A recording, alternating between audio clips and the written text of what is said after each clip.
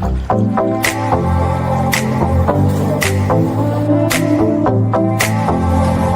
has been one hell of an experience.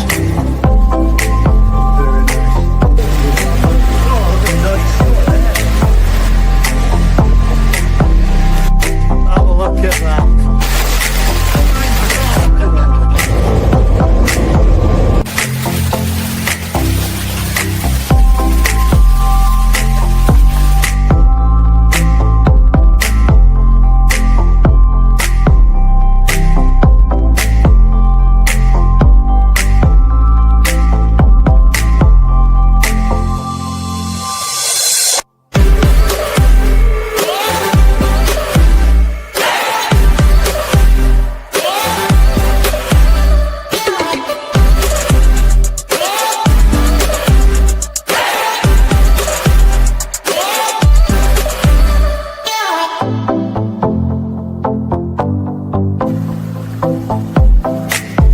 Changing the garden. Made a little seat there.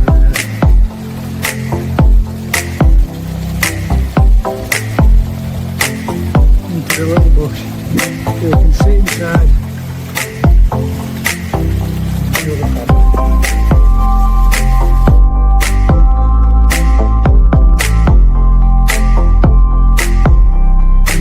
Yeah, guys, let's pay a visit.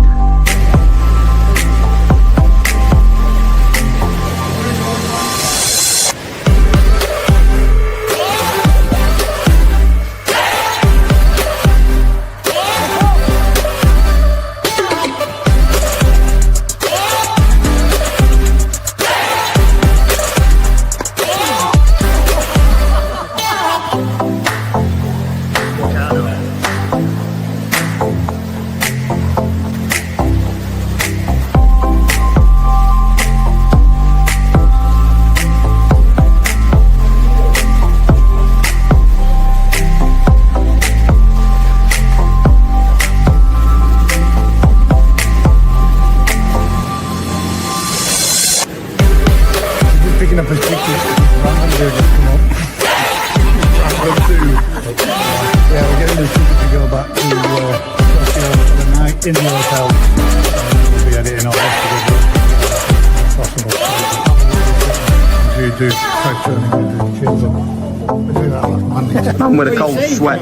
Hot sweat, mate. You said this was going over you. 600 quid, wasn't it? Oh, how much? Hey, oh, did you hear that? No. He said 600. We're having that as a first time thing. 20 seconds. Right, if I bid again, are you going to bid any more? He's got that poker face on his nose there. 10, 9, Well done, mate. Well done.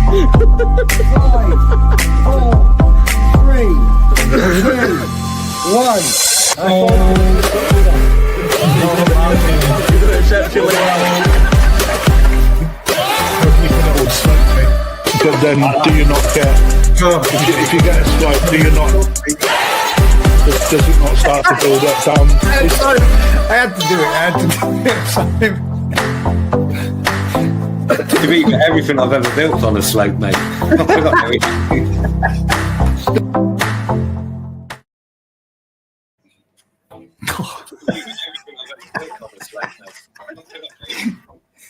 Cover your mic, cover your camera lens up quick, Matt. Oh, sorry. That's better. Good evening, mate. Are you good? Lens up quick, man. Good evening, ladies and gents. Welcome back to this week's GKP Live. Matt is with us now, and he's not late this week. So he's no longer in Doghouse. Rick will be joining us later on. He has taken Ezra to his squash match, so he will be joining us shortly.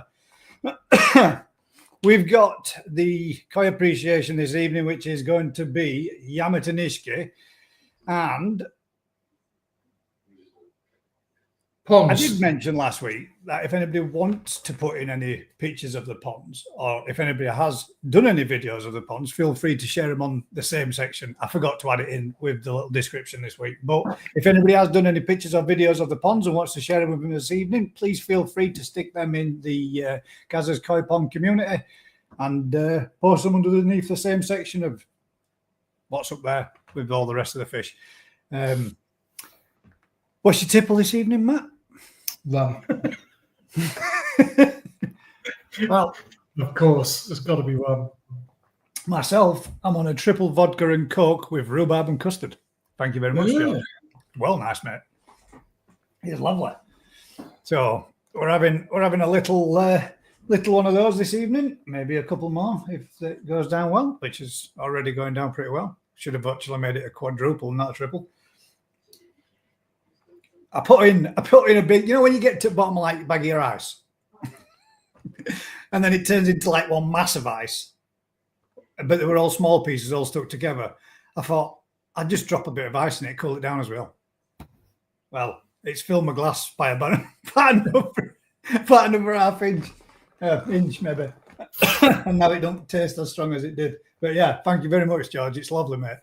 I will say one thing though. We have a wine rack, so I stuck it in the wine rack, and I hadn't tightened the lid up properly. And because it's quite a luminous in colour, with a bit like a yellow, it's spilled out onto the kitchen floor and it's stained the floor. Oops. That's so good. Kitchen's getting ripped out very soon, very shortly, which I have got a video to put out. It does explain what we've been doing and what we're getting on with and what I've been up to. But we're having, we've re-blitzed the full conservatory, had new blinds all fitted.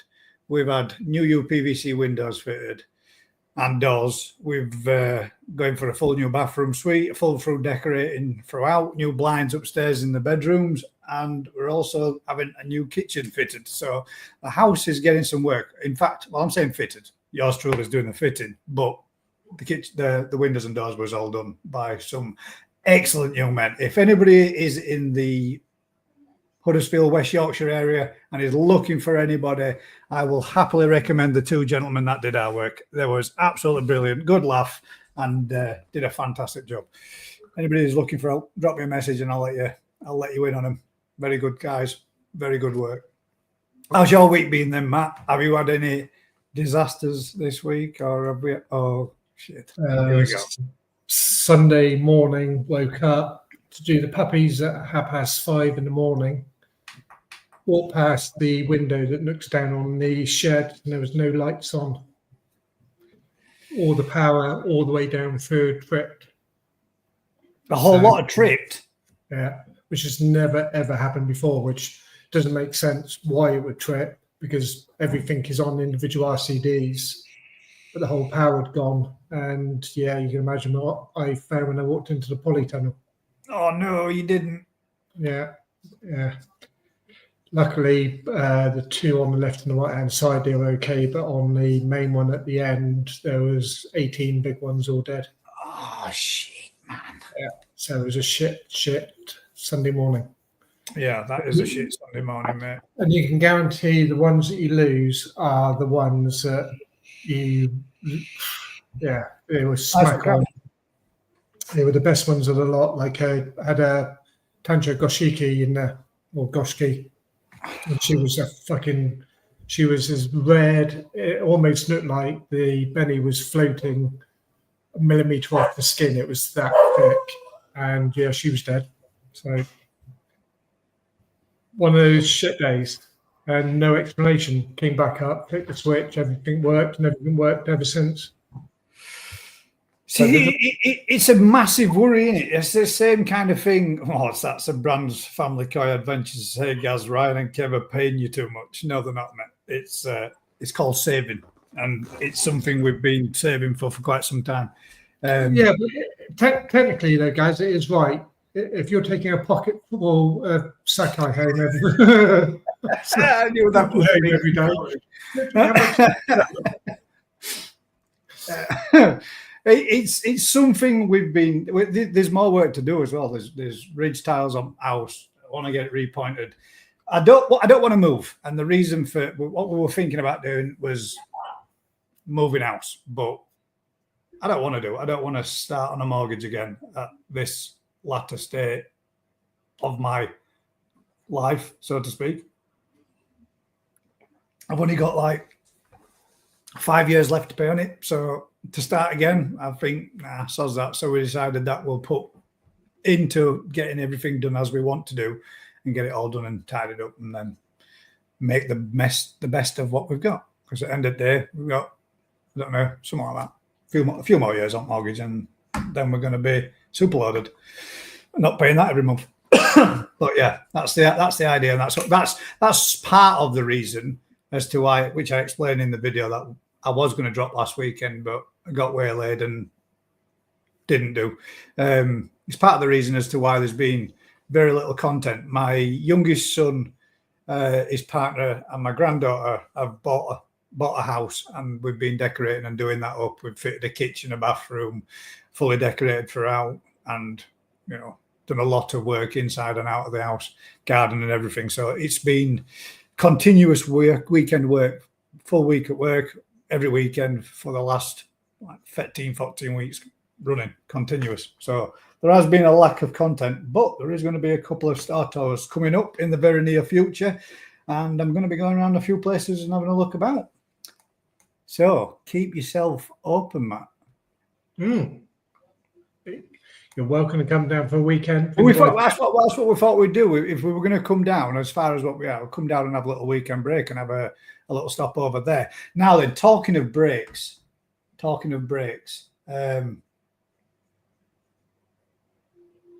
Yeah, exactly, Gaz. That's it, mate. I am happy, and eventually, when I've got it my way, I will have got rid of the lawn and just turned it to a big pond. But one of the other things that we've shit, I got caught. Oh, she had me. That means she's watching. I was only joking there. Maybe might make it deeper. What were I saying? But yeah, the idea is to come down and have a trip down to you and have a weekend break. But as I said there, then with the break, talking of breaks, in the very near future, let me make sure I get this right, because on the 5th of August, is that right? Yeah, 5th of August, I'm away. So that will mean that this Thursday night, next Thursday will be, what day are we on? Yeah, so we got the 31st. So next week will be the last live for 2 weeks. So we'll be missing one, because unfortunately I go on the, well, I'm saying not unfortunately because it's not unfortunately at all. I go on the Wednesday, fly on the Wednesday, and I don't return back here until work on the 18th. So back on the 18th. So I'm going away for a holiday. So we're going to be taking a break for a couple of weeks. But we might be able to wangle something where I might be able to set this up for these lot to do. Or perhaps maybe Crafty might stand in or something like that on his channel and do a 2-week gap for us, because I go midweek and come back end of week. So it misses the 2 Thursdays out.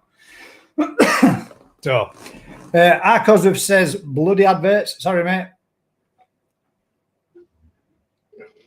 Aragoki Koi says, I've dropped a pond video into the Facebook group, guys. Cheers, thank you very much. We've got evening all from Eric. Good evening, mate. Thanks for joining us. And that's, yeah, Matt. That's a bit of a sickness, mate. When there's nothing worse, is there, than that gut wrenching feeling of walking in and seeing that you've had that kind of thing go on. And it's your worst fear, isn't it? But it sounds like it could have been a lot worse. If you had that. If I hadn't got up at 5:30 to do the puppies, then yeah. It was funny, it was, because Pam said to me, don't bother getting up, I'll do the puppies, you have a lie in. And just something told me to get up, and something told me to look out the window. Whether I do it automatically or not, I don't know, but looked out. Couldn't see the controllers. So once in a blue moon, EA's done me a favour, because the lights on the display boards weren't working, which made me go out and have a look at it. And yeah, all the sheds were all okay. It was just literally the polytunnel and the heavily stocked one. But, yeah. It's always the same, mate, isn't it? It's always the big stuff. They need a lot more oxygen, don't they, though? So, and especially if it's throughout the night, again, as Rick said many, many times, that's the most riskiest period. The most time when you can have most problems. And normally, 9 times out of 10, it's the time when it happens. We got a quick question which we can touch on here from Craig Stubbs. Can beni that disappears on a Deutsche fish come back? The tancho I picked up at the National has lost its spot, hoping just down to the fact the pond's heated at 24 and being pushed. Could it come back? Well, there's that old saying into that everybody always says. It's what is it? Is it something about beni and sumi? Count on the sumi. Sumi will come back, but the beni won't. Sumi will come back, yeah. But beni, it's no, mate. Unfortunately, not. That sounds like, yeah. But it can happen for lots of reasons. It's not just necessarily down to 24 degrees. I'll tell you something else, mate, as well, just so you're not on your own. I purchased myself a lovely goshiki senke from Huracan in Japan on my trip. And the beni is dropping off that fish's head too. So I could end up with a rather different looking... Yeah, it ain't going to be no goshiki senke if it continues. If it continues, it hasn't. It looks like it's receded a little bit on the head, but that could be a little bit of sumi that's backed off because the sumi come up somewhat rotten. So it was looking really good, and maybe I'm hoping it's the sumi that's backed off a little bit, and not the beni that's dropping off. Because if it's the beni that's dropping off, then yeah, I too will be joining that club, mate. But it's livestock, isn't it? That's what happens. They change, they become whatever they are. They can improve, they can get worse. It's just one of those things. Rocket Boy's just jumped in there. So sorry, Craig. Sounds like you're got a nice shuramuji. Rocket Boy says, evening, Gaz and Matt. I hope you're all okay. Very well, thank you. Fanfret Steve said, good evening, all. And Arago Kikoi's put in there, was that your expensive tancho, Matt? Yeah. Yeah. Not good. Not good. The frustrating bit is as well, the week before I was offered some good money for it and I went, nah. Nice. Mate, that's an even big kick at balls, isn't it? Massive one. Yeah. But there you go. That's keeping fish. We get it exactly the same as what the hobbyists get it. Yeah, we do. Yeah, it happens, mate, doesn't it? And it is. Yeah. I wouldn't be surprised if it's happened to nearly every dealer that's out there. Yeah. I think the only consolation is there's a lot more room now in the tank for the rest of them to grow on even more. Yeah. One of the fish in there that we measured up, when did it come? Middle of March when he came over to now. And they were 14 cm, and the biggest one in there was 41 cm. So 27 in April, May, June, July, 4 months. They like my water. Colin put in there, he's put in, Craig, beni loss is normally water conditions, I'm afraid. Not at all, mate. It can be down to a lot of things. It can be down to genetics. It can be down to stress. It can be down to water conditions. It can be... Oh, there you go. Really, Vince, what else factors is for education? There you go. Just told you. Heat. It can be down to heat of the water as well. It can be down to forcing the growth of a fish and pushing it too hard. So it's pretty unusual for a fish to have lost that much beni. That's quick, though, isn't it? Yeah, but that's what I mean. In 2 to 3 weeks. When was it? 3 weeks ago, the show? 4 weeks ago. Is it 4 weeks? That's pretty quick for it to have dropped off if it was good, strong beni. Yeah. I mean, tanchos are basically, I mean, you can get a lot of movement on a kahaku. The patterns can alter and back off a little bit regardless. So I guess when you're doing it, if you're going to get something to drop off on a tancho, it's one big risk, isn't it? Because it's literally the one Only thing it's got is that one spot of it. So if it drops off on that, but yeah, they can move around a little bit and shift position on the head as well. But yeah, if it's dropped off, mate, it'd be very unlikely well, I would say slim to none of it ever coming back, unfortunately. If we can do us a huge favour, guys, if anybody else out there has got some topics that they would like to have a natter or a chat about, obviously when Rick gets here and when Crafty joins us, fire away. Yeah, fire them in, get them stuck in, do the usual, either put a question mark at the front or the end of it, or stick it in capital letters so it stands out a little bit different from the rest of them. Other than that, we haven't got a great deal this evening to talk about, Matt, other than whatever you fancy. So what is fancy in your tipple? Well, I'll send you a video that you can play. Oh. That's where I just come back from tonight. I would very much doubt it'd be genetics if it was something that was only purchased 3 weeks ago. It can be temperature related too. Claude's got one in there. Oh, there we go. Camera's playing dick about.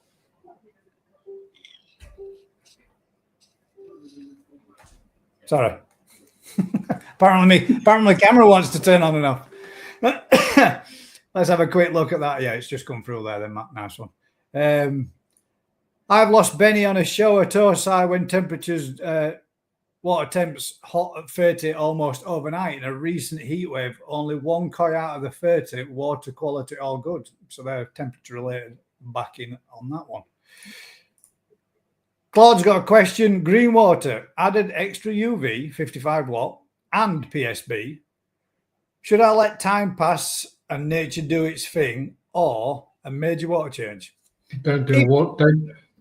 I would say never do a water change. Don't do a water change, mate. Just let the UV do its job. How many liters is your pond? Let the UV do its job, and your filter remove it once it's been.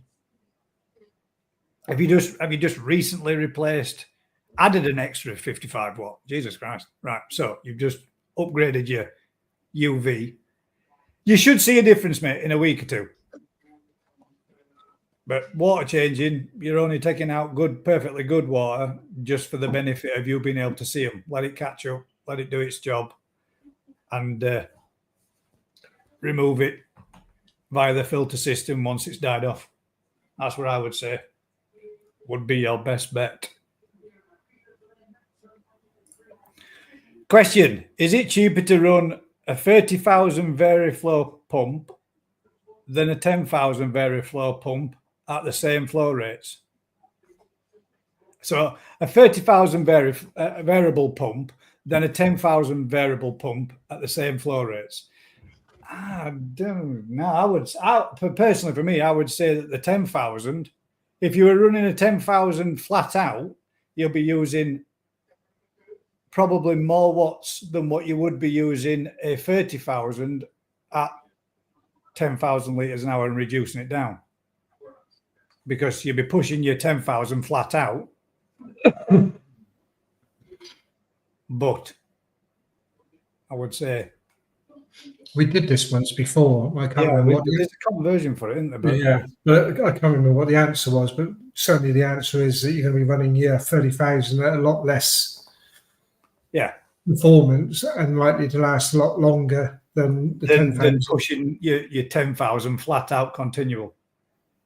Yeah, that's what you meant.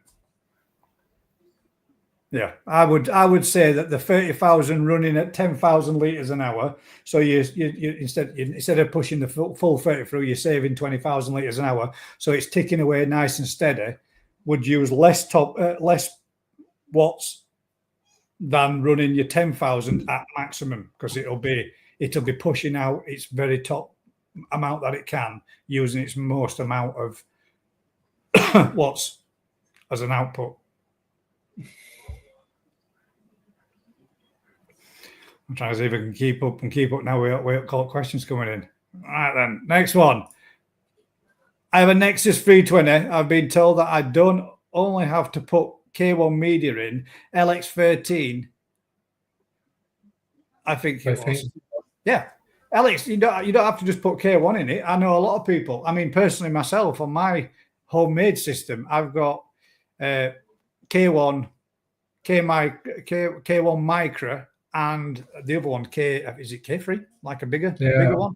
And I have a mixture of different types of media all bouncing around in there, mate. So, yeah, you can definitely put in different types of it. The LX13 is supposed to be, especially, supposed to be really good in comparison to the size of the, now then, what's the word? What's it called? Oh, shit. What's it called, Matt? I don't know what you're trying to say. When it's got the amount of media or amount of bacteria that can be housed on it. Like surface area. Surface area, that's the one. Thank you. Had a brain fart then. Yeah, it's got a lot more surface area than your K1. LX13 is really good, and I would recommend using it because I know a few people that have added it to their systems and it's made a massive difference. Rob says 10,000 is 75 watts and the 30,000 is 450. So no 10,000 is cheaper.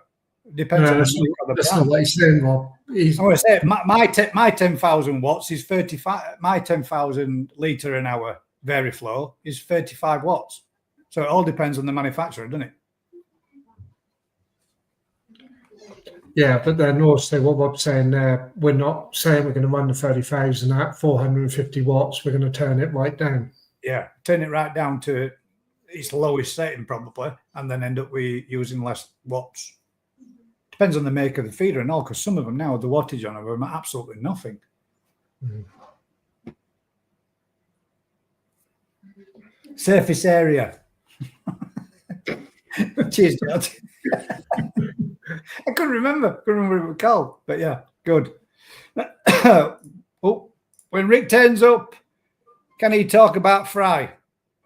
What each variety looks like regarding its colours, etc., and what to expect as they start to grow? Different colours. Well, you've got if you're talking about your Go Sankeys and all that kind of stuff, but yeah, we'll get Rick to go over that because that'll be he is the master. Hi. Is the sensei. The pump rate depends on the head and pressure. The pump rate depends on the head and the pressure.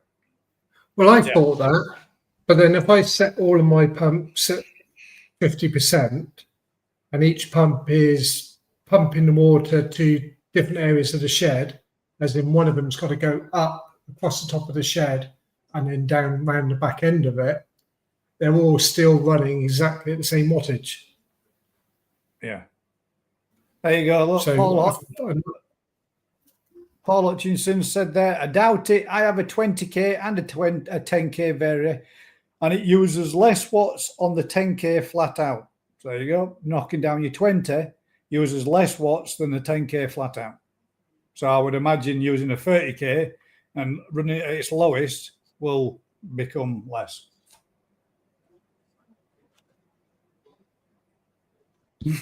Craig Stubbs, hang about. What's it? See it now.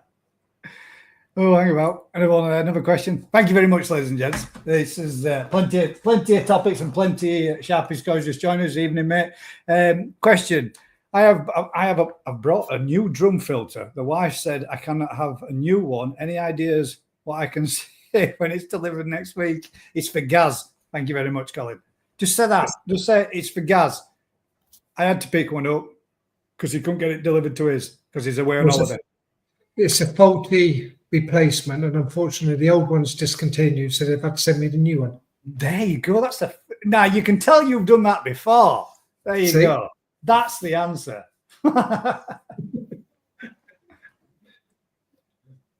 Oh, Mark, so to be fair though, mate, you're right with that one. Also take into account how much your 30,000 costs in the first place, how long before that cost balances out. Yeah, agreed. Yeah.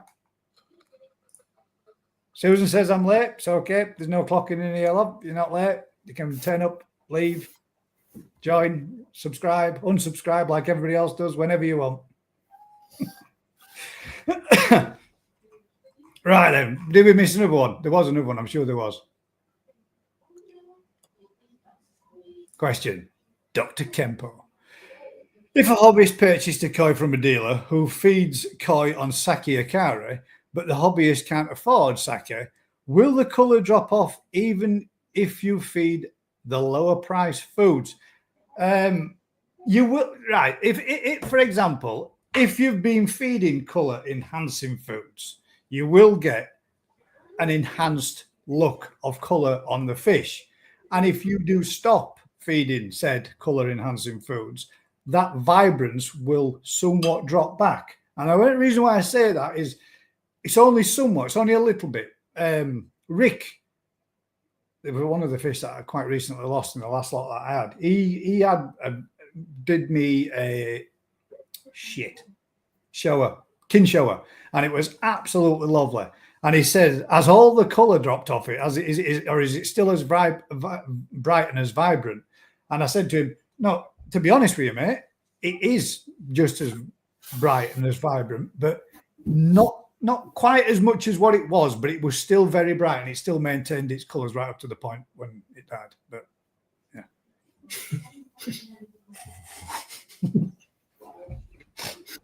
It's not so bright and vibrant anymore. But it was during the period in the time that I can't. But that's what pissed me off, though, mate, because that went through that winter, and our winter this year was quite bad. It came out through to spring, and it was banging, and then gets riddled in Kostya and did it in. Or a kicking balls, along with my other one from Rick as well. Well, I've decided I'm not going to go for another winter like we have done for the last 3 years. So my big pond is not going to be so big anymore. Be downsizing it? Yeah, I'm going to basically bring it in at the back side so it's not so deep going out. It still has the same depth and the same width. But I'm going to basically bring all the build a wall just over halfway, obviously down to the bottom. And then the back side of it, I'm going to backfill it all back in. And then I'm going to put in a purpose-built filter room at the back of it.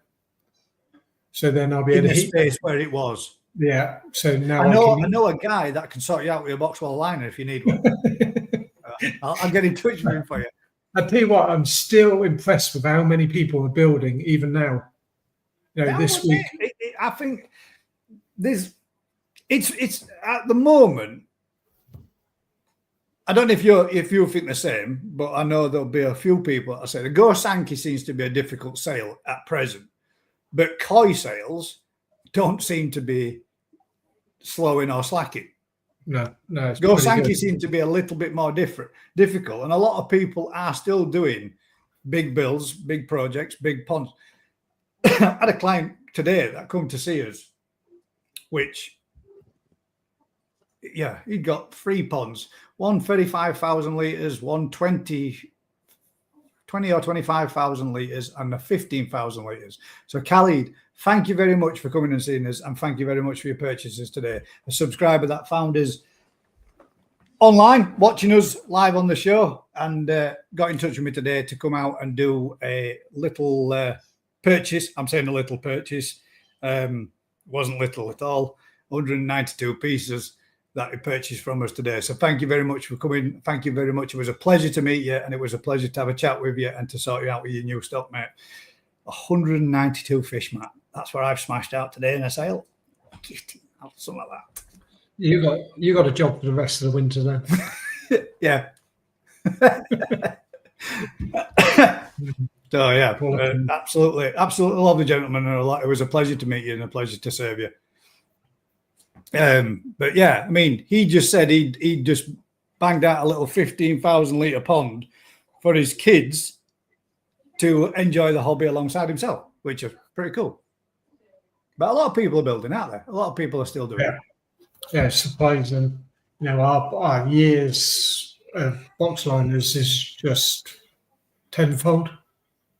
This week, over 30 liners have gone out. You know, it's insane. That's it's that. I mean, when you think about it, mate, if you're doing that amount of liners weekly, that's a lot of pond bills, isn't it? Yeah. That's where all these fish are going. In fact, it's you that's keeping everybody else going, Matt. That's it. It's surprising because everybody always, you hear people shutting down, and I have daily, maybe not daily, every other day, people phone up saying, will I take their fish in because they're packing the hobby in? Obviously we don't, but you always think, well, hang on a minute, everybody's shutting down, but they're not. There's definitely more people going into the hobby than what there is packing it in. Yeah. I mean, I know last year when we were watching and you're looking on social media and you're thinking, God, shutting down the pond. A lot of people last year shut down the ponds due to electricity hikes, didn't they? And year before, when prices start to go up through the roof and electricity were costing as much as it was, a lot of people, did cut back. There were a couple of YouTubers that shut down the ponds and the systems. God, I'm sorry, it's a bit gassy that. A couple of YouTubers that shut down the ponds and the systems because they just couldn't afford to keep running them. I suppose it's one of those things. It's not. Let's face it.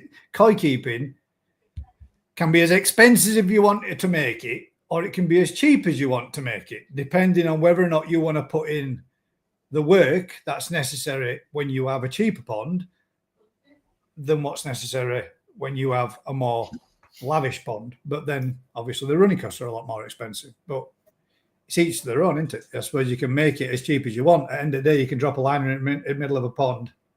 You've earned your saki today, guys. I certainly did, mate. Smash that one, mate. Good and proper. Lovely. Yeah. And I think the show, the National proved a point on that you can go to the show with some really expensive fish and you go to the show with some cheap fish that you've grown on a little bit and improved, and won big prizes. Do you not think, though, that at all, as well with saying that the quality of fish that are coming in, that you can pick up from readily available from us, Howie Coy, Crafty, Rick, just goes to show that the amount of quality that the fish are improving by, you can pretty much pick up a fish. I know we've heard people say it before in the past, like you can turn, I bought a fish for 70 odd quid. I put it into the show, it took first. And it happens. And there's a lot of people out there that are now having a go at showing the fish that they haven't paid stupid money for and are getting positive results from it. I think the quality of fish has improved no end in the time that I've, when you go to a place back when I first started, when I were a nipper with my dad, you used to go see fish and I were impressed with them because of the beauty of them. But when you think back really and think, well, maybe they weren't as good as what I really thought they were, now I'm actually in the hobby. But now when you go around, you can go to any dealer and find quality, good-looking fish at affordable prices. It all depends on your pocket, but Now, after the National, I had 7 Beckos here. I've only got 1 Becco here now. Sorry, say that again. After the National, during the National, I had 7 Beckos here, and I've only got 1 Becco left. There you go. You see, so there'll be a more popular fish for the next season. Oh, I hope so, because it's nice to get to see something a little bit different, a little bit. I mean, Beckos aren't everybody's cup of tea, but I do appreciate them, and I do like a nice one. It is a very faddy hobby, but I guess a lot of hobbies are like that, aren't they? Yeah, I mean, like the Go Sankey. Everybody bought Go Sankey, but as we know, it's definitely slowed up on them, and it's the weird one. It definitely has. In the sense of, I've got a lot more people now wanting stuff that are contacting me saying, I want something unique, different. Whereas a unique fish would have been, a relatively cheap fish back then. They're now becoming more popular and more in demand, and they're getting difficult. It's difficult for you to find something that classes as unique. I mean, I had my eye on a fish that we had from Dionysia, and it was an achiever. Gimrin Achiba from Dainichi. And I've been watching that fish for 3-4 months. And I've watched that fish progress and think, wow. And you know, when you just walk in and you just throw a little bit of food in, and I saw it come up and just with sunlight, hit it just right. I thought, my God, that's gleaming. So I pan netted it up and I stuck it out there and I put it on our WhatsApp group. And before I must have had 25, 30 people send me a message, how much? And back when we first brought it in, it looked nice, but it progressively got better and better and better. And it's got better week in, week out. And I just thought, you know, this is just give it a try and just stick it out there, see what that. And that was a definite unique fish. That was something totally different to what you would say would be your standard Achiba. You know, the autumn leaf and open water, small little patterns that are floating around on top of the fish. This just had sort of like a pattern that went kind of like that down the fish's body around the dorsal, and it was quite unique in itself, but it got a lot of interest, and that sparked a lot of other people saying, have you got anything similar? Have you got anything? I'm looking for this, I'm looking for that, I'm looking for the other, which becomes then really difficult to try. But Aragoki stuff, again, if you go back 10 years ago, Aragokis would have been a cult. Yeah, they're chucked away. But yet now people look at an Aragoki and think that will look fantastic swimming past my window. And they do. And more so when you see all the different types of varieties in an Aragoki, they look absolutely stunning. Mm-hmm. Things change, don't they? People's opinions on them and what would be your standard fish, i.e. your Ghost Anchor, your top three, would have been the go-to fish year in, year out for 20, 30 years. And it seems a lot of people are kind of making a bit of a shift. We'll see. Right then. BFK, it's easier. Pushing my torso, I've had 4 get snapped backbones and then die. Would this be genetics or injury due to heavy feeding? Pushing them is the answer. Not suggest. Do not push them. Yeah. Let them swim. I knew you were going to say that. Yeah. Pushing your torso, mate. If you read a lot of stuff about growing on fish and doing the growing on of fish, and here's our Rick, which we have got a question to go back to. Good evening, Rick. Oh, thanks for joining us. Yeah, mate. Sorry. We've got this that's just been put in from BFKA, which says, pushing my torso, I've had 4 get snapped backbones and then die. Would this be genetics or injury due to heavy feeding? When you say about heavy feeding, if you read up on it, the bits that I've read up on it, and you can tell me if I'm wrong or what I've read up is incorrect. There's ways to feed when you are pushing, but yet also giving them a little bit of a respite and a bit of a break. Now, you feed high protein foods for X amount of days and then switch from that, and that bulks up the fish, gets some body on it. But then you need to switch to a lower protein food so that the fish can then get that length to it, and then growth, then length, then growth. If you don't back off or give the fish a break, you don't let the fish's skeletal structure become strong enough to carry that weight mass. Fire away, Rick. It's one of them. Or is it genetics? That's what. No, I'm not making that statement. That's what I read in a little paragraph about growing fish, and that you should allow them to do growth and then get the length and then bulk up the body again and then get the length and then and do it in stages by feeding different types of food. Yeah, well, I think the problem is it's so temperature related that you can't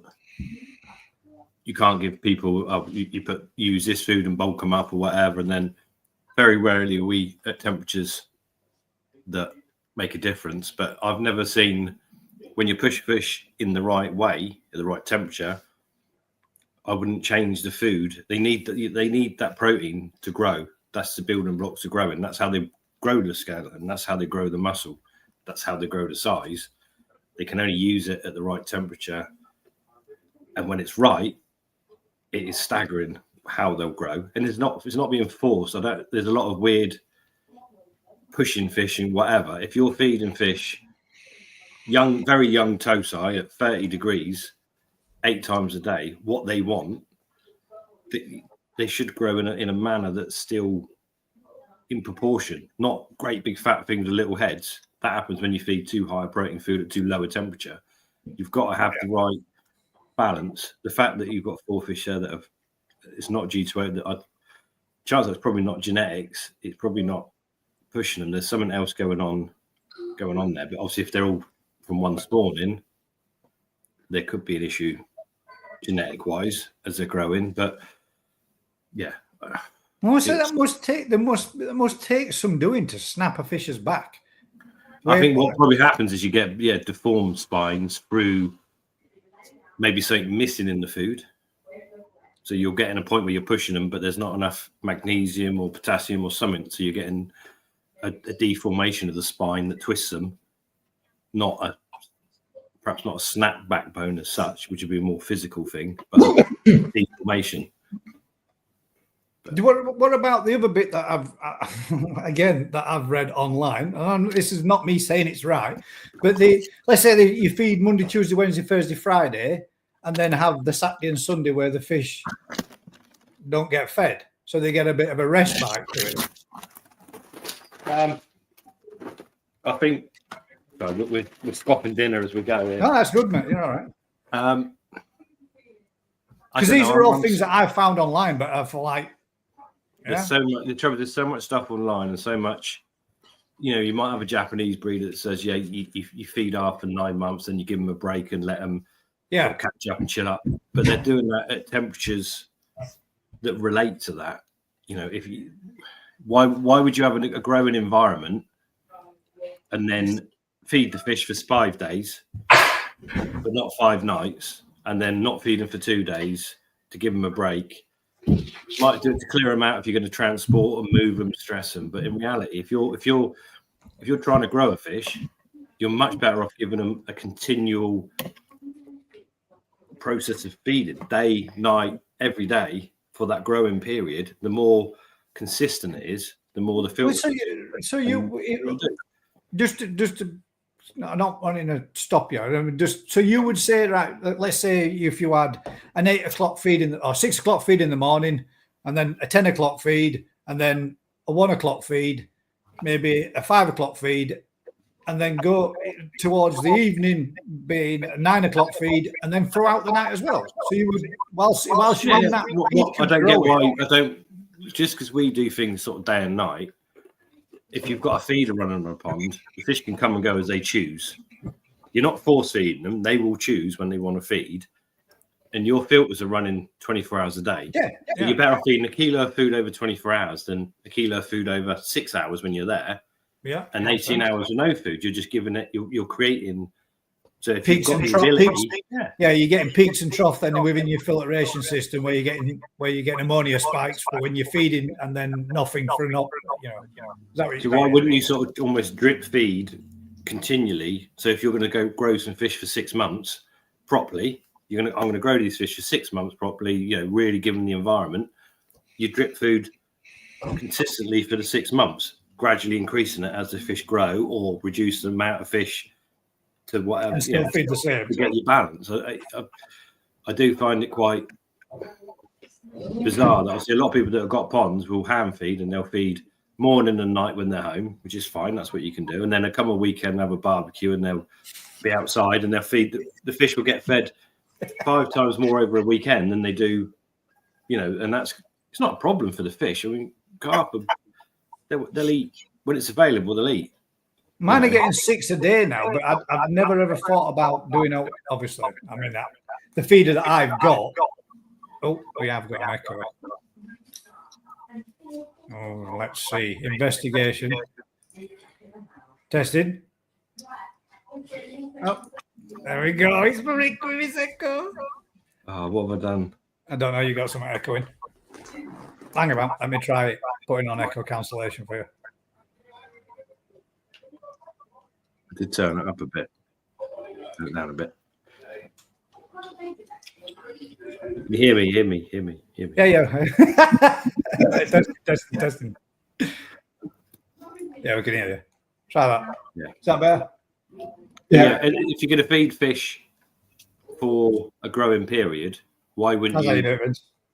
feed it as continue or as little and often as you can for that 3 month, 6 month, 10 months? Because the window's small, isn't it? If you're unheated, you might as well make the most of it as you can. Yeah. But the problem is, for most people with you want your fish to see you. You want to react with your fish. And the trouble is, if you start putting a feeder on that's feeding every hour on the hour, your fish will soon become pretty shy, and they'll be full up. They won't come and see you because they're getting plenty of food all the time. You become almost like a threat rather than the source of food. So then you don't get to watch them enjoy. You don't get to watch them. Yeah, that's the point. To get fish to behave how you kind of want them as a hobbyist, they need to be a little bit hungry all the time, don't they? Yeah. Because you want them to come and see you. You want them to come up looking good and feeding.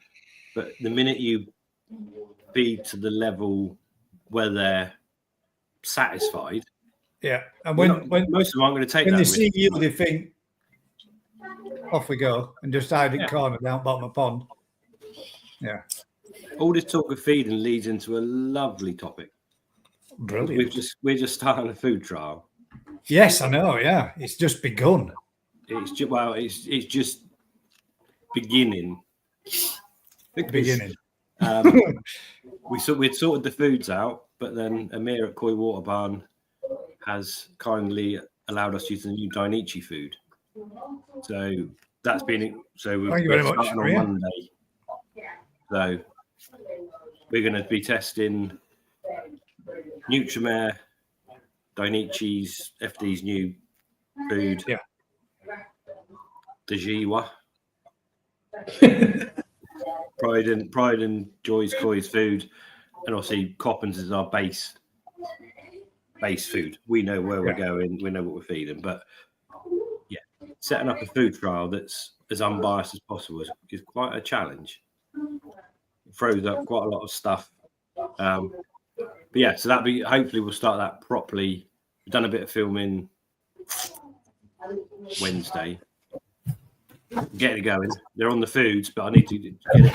It's even so to start with. They're going to get a scoop of food a day, a scoop of food per feed per pond, just to get them going.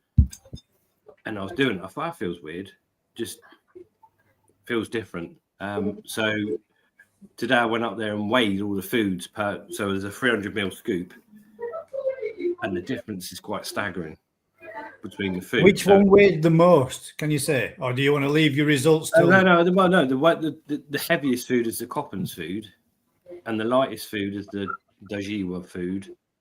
And the difference, if you were just to feed on a scoop every time you go up there 4 times a day, would after 10 days is 1.5 kilo food difference between the heaviest in terms of food value. So we can't do it on volume. It's got to be done on weight. It's got to be done on as much as the fish want. But doesn't Nutrimare say that their food you can feed them half the amount? Well, no. Basically, what they're saying is because it's the food value is so great, you can feed less to get the same result. So it's called FCR. So with the food conversion rate, if you feed 1 kilo of food, you want to see not quite, but nearly 1 kilo of fish returned from that. But this is where the whole thing's going to get really fish sizes. We know we've got 7.5 kilos of fish, 104 fish in every pond. So we're starting as we can. But yeah, it should be good. So if you're putting in the same weight. To start with, we're going to put in the same weight, but I need to. This is where scientifically, on one hand, you want to feed scientifically it's that food, isn't it? But you can't do that because at the end of the day, that makes a difference between one food. They'll want to eat more, and if they eat more, they'll grow more, and next they'll eat more, and you get this spiral. So we've seen it with the sake that they'll they want to eat it more, they grow more, they want to eat more, and after, let's say, a 10-week period, the difference is massive. So we've got to feed to the most they'll take without having food not being eaten, but not leaving ponds wanting more. So it's going to be it won't, whatever the results are, it can't be. There will be no conclusive. This does this for this, but we can say we start with 7.5 kilos. We fed. We'll know exactly what's gone into a pond. So if we come out with 25 kilos of fish from 7.5 kilos of fish, and we fed 100 kilos of food, we know the food conversion rate is shit.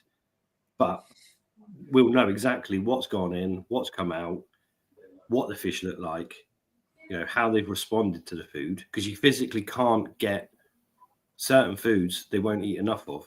So we're looking for at the minute about a 5% feed ratio. But obviously 5% increases week by week by week by week.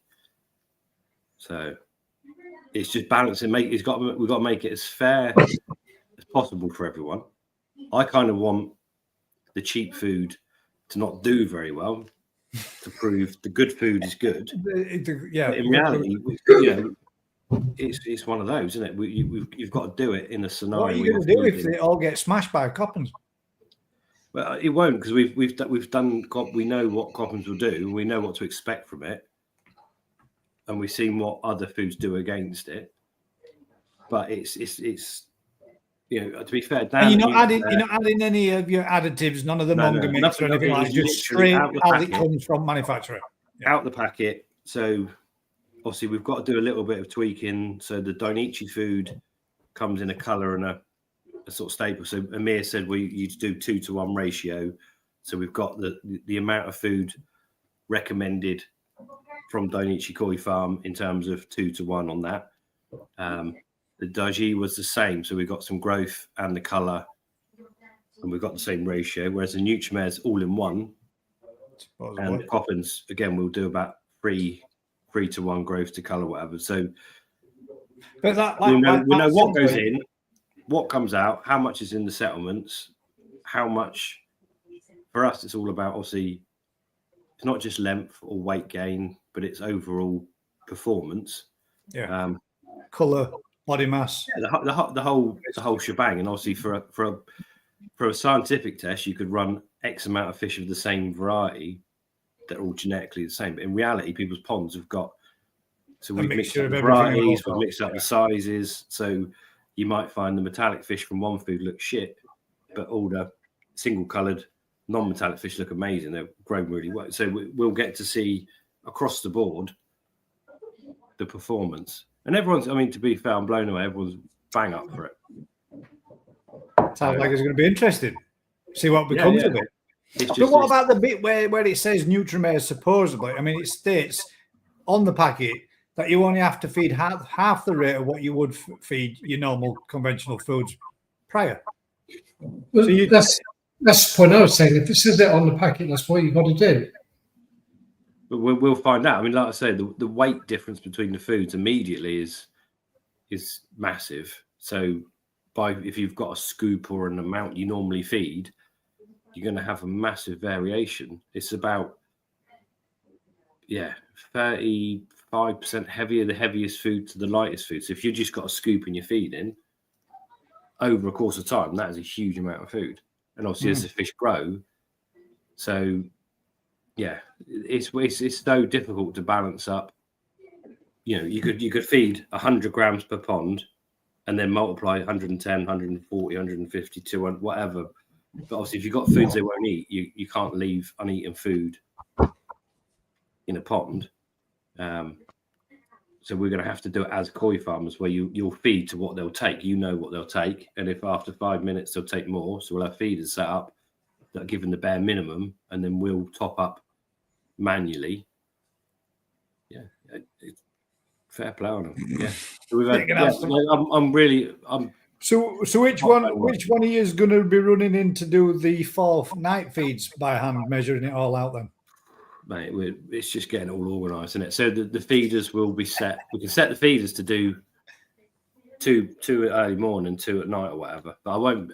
And they're in the rest then throughout your daytime, And like we you're can there. do the rest and manual. monitor the fish and whatever, and just see how they're progressing or whatever. But already they're eating more than the 5%. So we're feeding them 3 times a day with the scoops just at the minute, just to get ourselves going. And actually, when you weigh it up, that's more than 5% body weight that they're choffing across each pond already. So it's like, it's going to be a bit of food. If you feed top quality food but have poor water quality, etc., surely that will affect the effectiveness of the food. Everything has to be just right, surely. Yeah, well, this is the whole point. So we're lucky enough to have 4 ponds that are massively oversized and overfilled at the minute for the amount of food. They'll take 2 kilos of food a day before there's an issue. And at the minute, there's only 104 tosi in each pond of 18 centimetre average size or whatever. So we've got an average size, all the varieties. Amir was very much, he's quite scientifically minded, is giving it, well, what happens when you got to water change one? You got to water change them all. You got to do, and I get where he's coming from. He's saying you've got to limit so all 4 ponds are identical volume, identical filtration. The water's all been mixed, the fish have all been mixed. So at this point, they're as identical as you can make them. But the food why is it that? it won't be identical. Everything before the but. Yeah, but that's the point. So for playing devil's advocate, so we're feeding the fish, and one of the foods hasn't got enough calcium and magnesium in it, so that pond the KH will drop. So we'll have to adjust that. But obviously, we're then changing one pond against others. Yeah, which is technically, I mean, you're getting an unbalanced. So we're already planning. So if we have to do any water change on a particular pond because we've lost water or something's happened, then we'll have to do them all. You're gonna have to do them all, so that they've all got that. Yeah. Well, technically you are gonna, aren't you? Or otherwise they're not going to be getting the same as what one's going to be getting an advantage, the other's getting a disadvantage. Yeah, it's one of those good things. And proper, aren't you? We'll do it as absolutely as fairly as we possibly can. Yeah. But it's not going to be something you could write on a scientific. It's going to be so difficult. I don't think it will be. I think the difference between the bottom end and the top end of the foods will be so big. It's not like, oh, there's a slight difference. It's going to be, oh, there's a big difference. Obviously, you're going to be investing a lot into this. It has cost a few quid. Yeah, right. So you've got to be able to recuperate some of your costs. So I hope that these fish out that have gone through the trial aren't still going to be going out at the same sort of type prices that you've done in the past when you've put far more into them and more investment into them. Surely that's going to we're getting to a point, yeah. So they will go out for what we deem them to be worth. So regardless of what's gone into them, if they're shit, they're shit. They'll go out at whatever price. They go out at whatever price. Not what you're not supposed to be saying that. They're all going to be fantastic because they're fantastic fish anyway. No, but it's you can't say, I spent $5,000 raising these fish. I want a lot more money. When you look at them and they're fat, dumpy things that are. So what if they've come out of you right? Play devil's advocate then and be the opposite, and to turn around and say, right, you've invested $5,000 into these fish and they all come out shit hot, best results you've ever had. Surely that's got to put the value up more. Oh, it will do, yeah, if they're good enough, of course it will. Yeah. But the weird thing is, what sounds like a lot of money for food. So there's 104 fish per pond. So the dearest food against the cheapest food is about £800 difference for the money and trial. But in reality, that's only £8 per fish difference. When you're talking at 30 centimetre niece or whatever, that can go from 50 to 200 quid. £8 of difference per fish, if they're good enough, is nothing. But if you said that to a Yorkshire man, he's going to say, how much? That's different. So, we're paying such a small amount for the general food we use on the farm. It's not small; it's a massive bill. But compared to the food that we're trialing, it's not in the same. What will you do then, Rick, if you've got one particular pond that goes shitty brown and you can't see the fish? How will you record that? I'm thinking of the day-to-day hobbyist out there that the food might do wonders for the fish, but you can't actually see the fish. Which is why we're doing this. So the fact is, these fish will not be looked at for 10 weeks in terms of we'll get them all back out, weigh them, measure them, and look at them in an environment where you can say, wow, the difference, this is this batch. And again, I think we'll have to look at them from like myself, as this is what I see. But there might also be a case of where we can put them into show vats, and obviously no one knows what food they've been fed, and people can go, well, tank A, B, C, D. There's this is rank and what people can see. Whether we're doing it on open day, well, I don't know. There's still stuff rattling around in my mind because it doesn't matter. What a big place that is. It doesn't matter who you use or what you do. There's going to be a discrepancy. We can record the weight. That's going to be in stone, isn't it? It's gone from 7.5 kilos to 30 kilos in one pond, 20 kilos in another pond. We'll know how much food's gone in, how much weight's been gained, how much length's been gained. But that quality aspect. That's what I was thinking, Colin. to what he's actually doing. When you think about what he actually has to do on a koi farm already, to throw this into the mix as well, it's one hell of a commitment, dedication, and madness. But it's no, the reason it's purely for it's a learning. You're busy enough already. Yeah, but it's a learning curve, and it's a see. I appreciate the hell out of it, and I dare bet that the public out there are going to appreciate it as well. But I mean, it's no, small task, is it? Well, the difference is, to be fair, those 4 ponds, if we'd done what we'd normally do, you split them on size. So the bit, so you'd grow them more effectively than we're going to do, because you'd split them in a way that would work better for the fish. But for a trial where you're going to try and see what every variety of all different, all the different stuff that goes on, I think this is the only way you can do it. And we'll see. Quick question there. Gaz, how deep is your pond? Not deep enough. Why do you want to make it deeper? So it's deeper enough. Can I take that, son? The only real reason is if I wanted to make it deeper, was just to give them more depth so that they got a little bit more of water volume, 1, 2, and it's a little bit easier on them throughout the winter months when you get the colder temperatures, because we get proper weather in winter up here than the rest of the country. Not all areas, but there are other places that are colder than what I get. But I live in a particular higher area, and it gets pretty bad for us up here.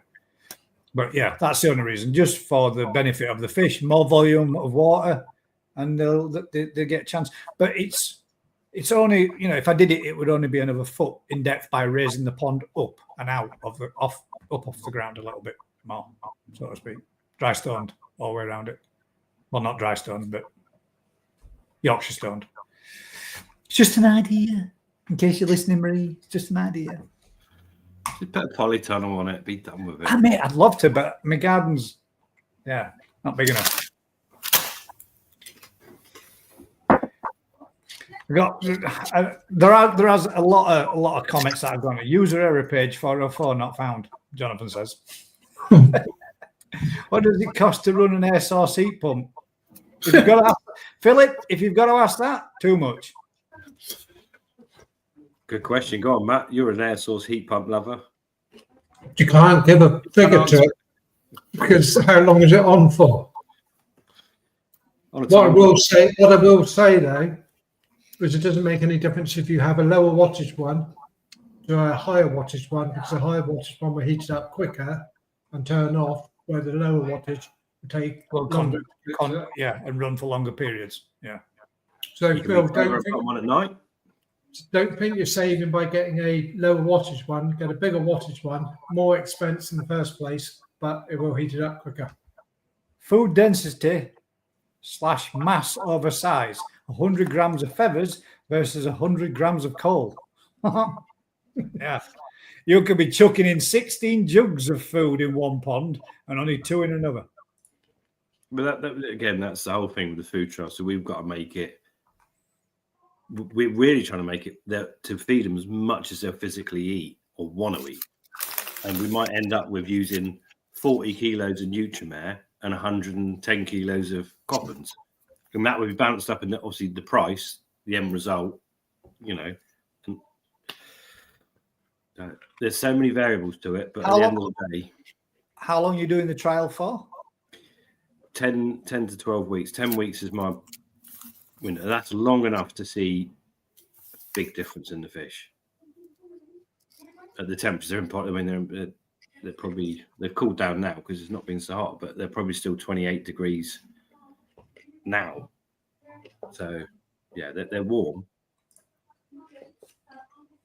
Colin says, I've been feeding Nutrimare for 4 months now. The koi are piling it on, which is what I want, so they can slim down over winter. That's how you grow big fish.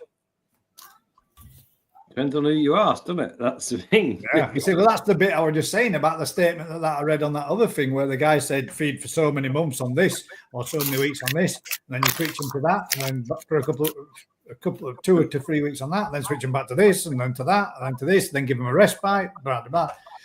There's so many different methods of what you should do, can't do, shouldn't do, and all the rest of it out there. So you want anybody that gets into this hobby went out there and started typing how to keep koi.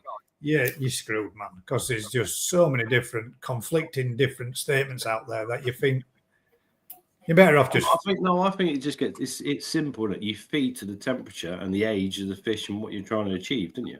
So if you've got tosai at 28 degrees, you feed and you want them to grow, then you feed. You can't just feed a grow food because you've got to keep the colour going. You've got to feed a good balanced diet, but you feed little and often to get the maximum out of them. And I don't think people comprehend the sheer amount of food to feed fish to keep them looking okay, growing and doing all right, against feeding fish to get them to actually grow to their full potential is poles apart.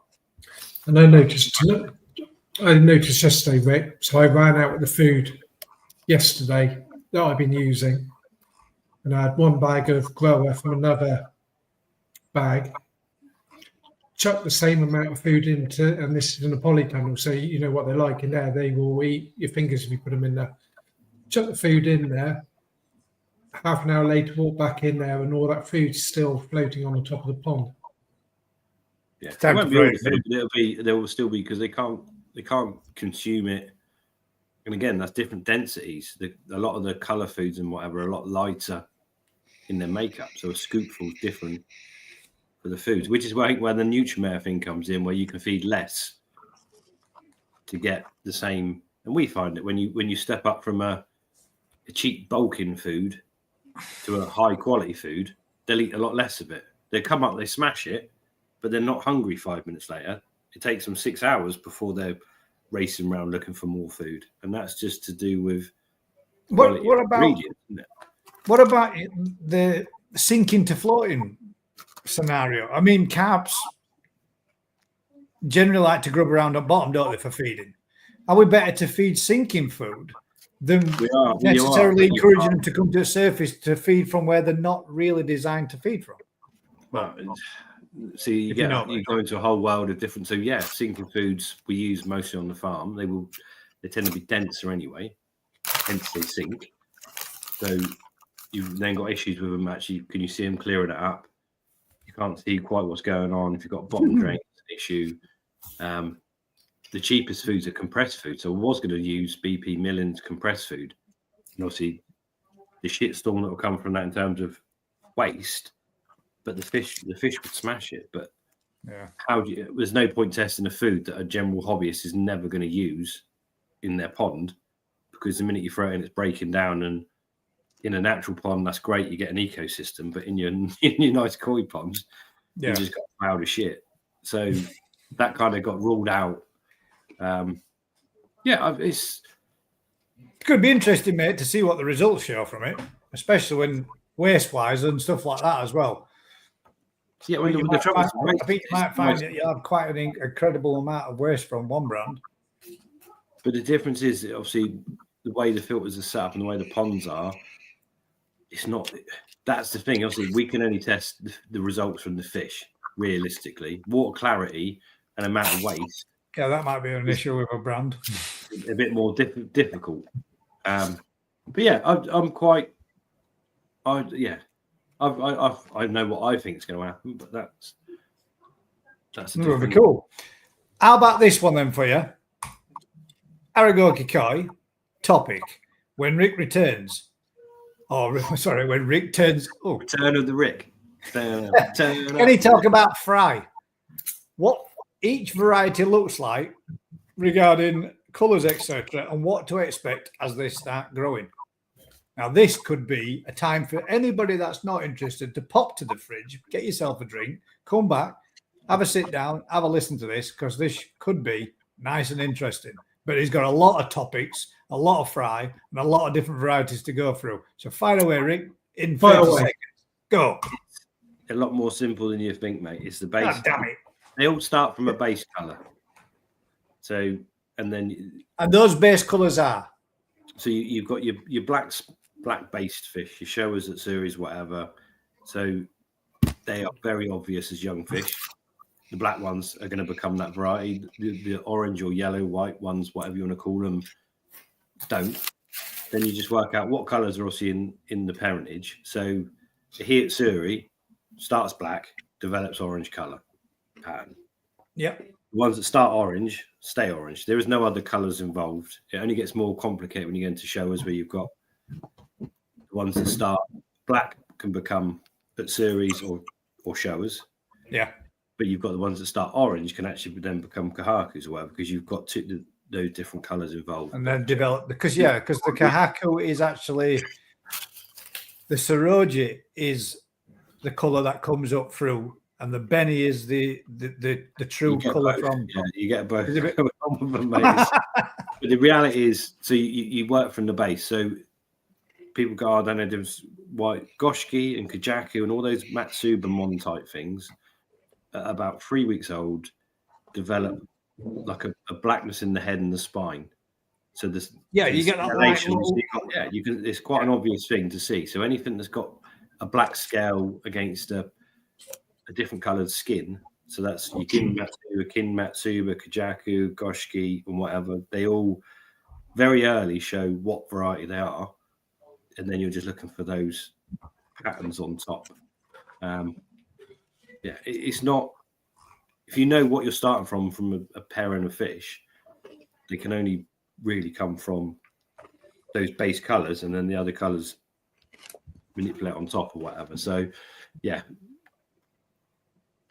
We could look pretty much. You could look at any fry at 5 weeks old and know where it's come from, unless you've got a crazy flock spawn and of all sorts going on, and then it could get a bit mental.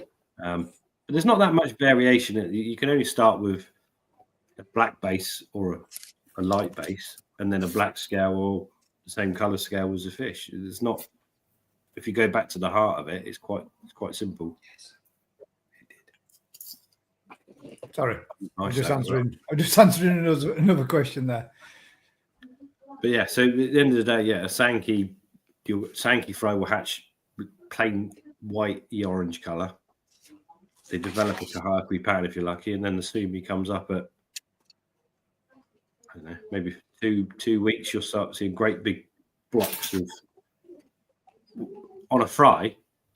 It might only be like a couple of pigment cells, but it's a great big block of sumi on them.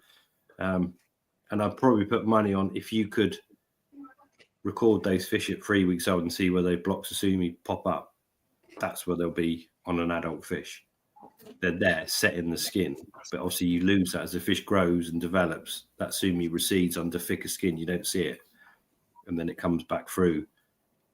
But yeah, if you were able to pitch a certain fish at tiny size, you could probably actually find where they come from. I bet Crafty in the womb, if you could have pictured him, had a bald head. I think I'm going border here. Yeah, definitely, man. Like it. It's from I keep going like that, and I feel a little bit. You know what that's like, from? When you start hold the back of your head, mate, that's when you spend too much time in office with your head on headrest. Mate, you're having a laugh. I ain't got a fucking headrest in the office, mate. You stay in a hammock, don't you, in the office? Yeah, mate, camp bed. Yeah, man. Like It's a hammock. that. How's it going, guys? All right? Very well, thank you, mate. You said? All good. Yeah. Super busy, man.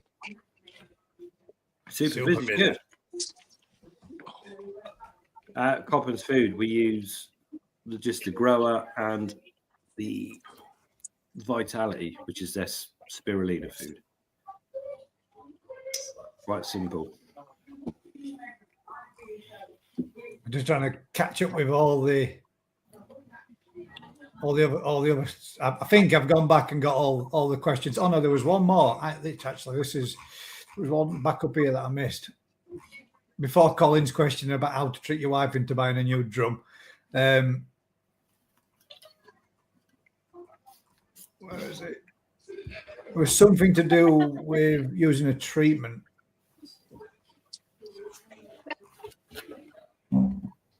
Sorry, talk amongst yourself while I try and see if we can find this. Find it. It was something to do with propolis. Power. Yeah. There we go. Claude's. There we go. Question: used NT Labs ulcer swab and propolis for the first time the other week. Easier than I imagined and great results. Any handy hints? What's your thoughts? Right, I'm going to ask you us all. What's your thoughts on an ulceration? If you get an ulceration, cleaned it all up, got all the crap out, dressed, done whatever you needed to do. What's your thoughts on sealing that with a propolis? Is it a good thing, basically, to stick a plaster over an ulcer? Yeah, if you've got damaged areas become externally infected by a bacteria, then by cleaning it and treating it with something that's antibacterial, be it tea tree, propolis, all these are just antibacterial things that get to hover around that area. Exactly what you do in a hospital, whatever, and it will work. Then they have their place. The difference is when you've got a bacterial problem that comes from kind of inside out, and then you're sealing it in. Then you're in a different world of pain because you've got to then use you've got to go down a different path. But that's sure. Anyone that's experienced in keeping fish will know the difference in a fish that whacks a scale out and gets a bit of a wound. Yeah. Against all your fish going down with something nasty. That's breaking from the inside out. It's a different kettle of fish, isn't it? I think there's two things on dealing with damage on fish, whether it's ulceration or an open wound that's been caused by a greedy fish, for example, is the pre-treatment prior to, like the preparation on the pre-treatment prior to actually administering a swab, like drying the area off or giving a tiny amount of hydrogen peroxide on there to cauterize the wound or clean it out, or getting some cotton buds out if you've got any gunk in there, just to clean all that away before you then put the antibacterial swab on or propolis over the top. Because you like I always use as children, as like when you're kids and you fall over, you graze your knee, you get a bit of a road rash. Well, first things first, you take all the shit out of it before you gerbilene on it, right? Exactly the same thing. The amount of people that I know or have seen or spoke to that don't do any of that preparation, and they'll try and put the treatment on a live fish that's not sedated. It's like, I can't imagine how hard that must be, because as soon as you touch that area, man, they'll flap away. Your mum never sedated you when you grazed your knee. So yeah, mate, I remember my knee going to hospital. Just rub a bit of salt in and say you'll be right. Get out there. Bit of vinegar on there. Get in there. Stay still, and she got like a nail brush out, and she started literally brushing my kneecap like I could see, and I'm like, oh my days, I'm going to throw up in it. Yeah. But it's required. You've got to get rid of the infected part of the fish and then treat the open area. You've got to do that little bit, and people again don't realise that hydrogen peroxide is actually a really good cauterizer. So It's for cleaning a wound out. One of the things and all, I mean, it really fucking grinds my gears because I've seen so many people doing it and then actually using the product. It's not always a good idea to double dip. Sometimes you should make sure you don't.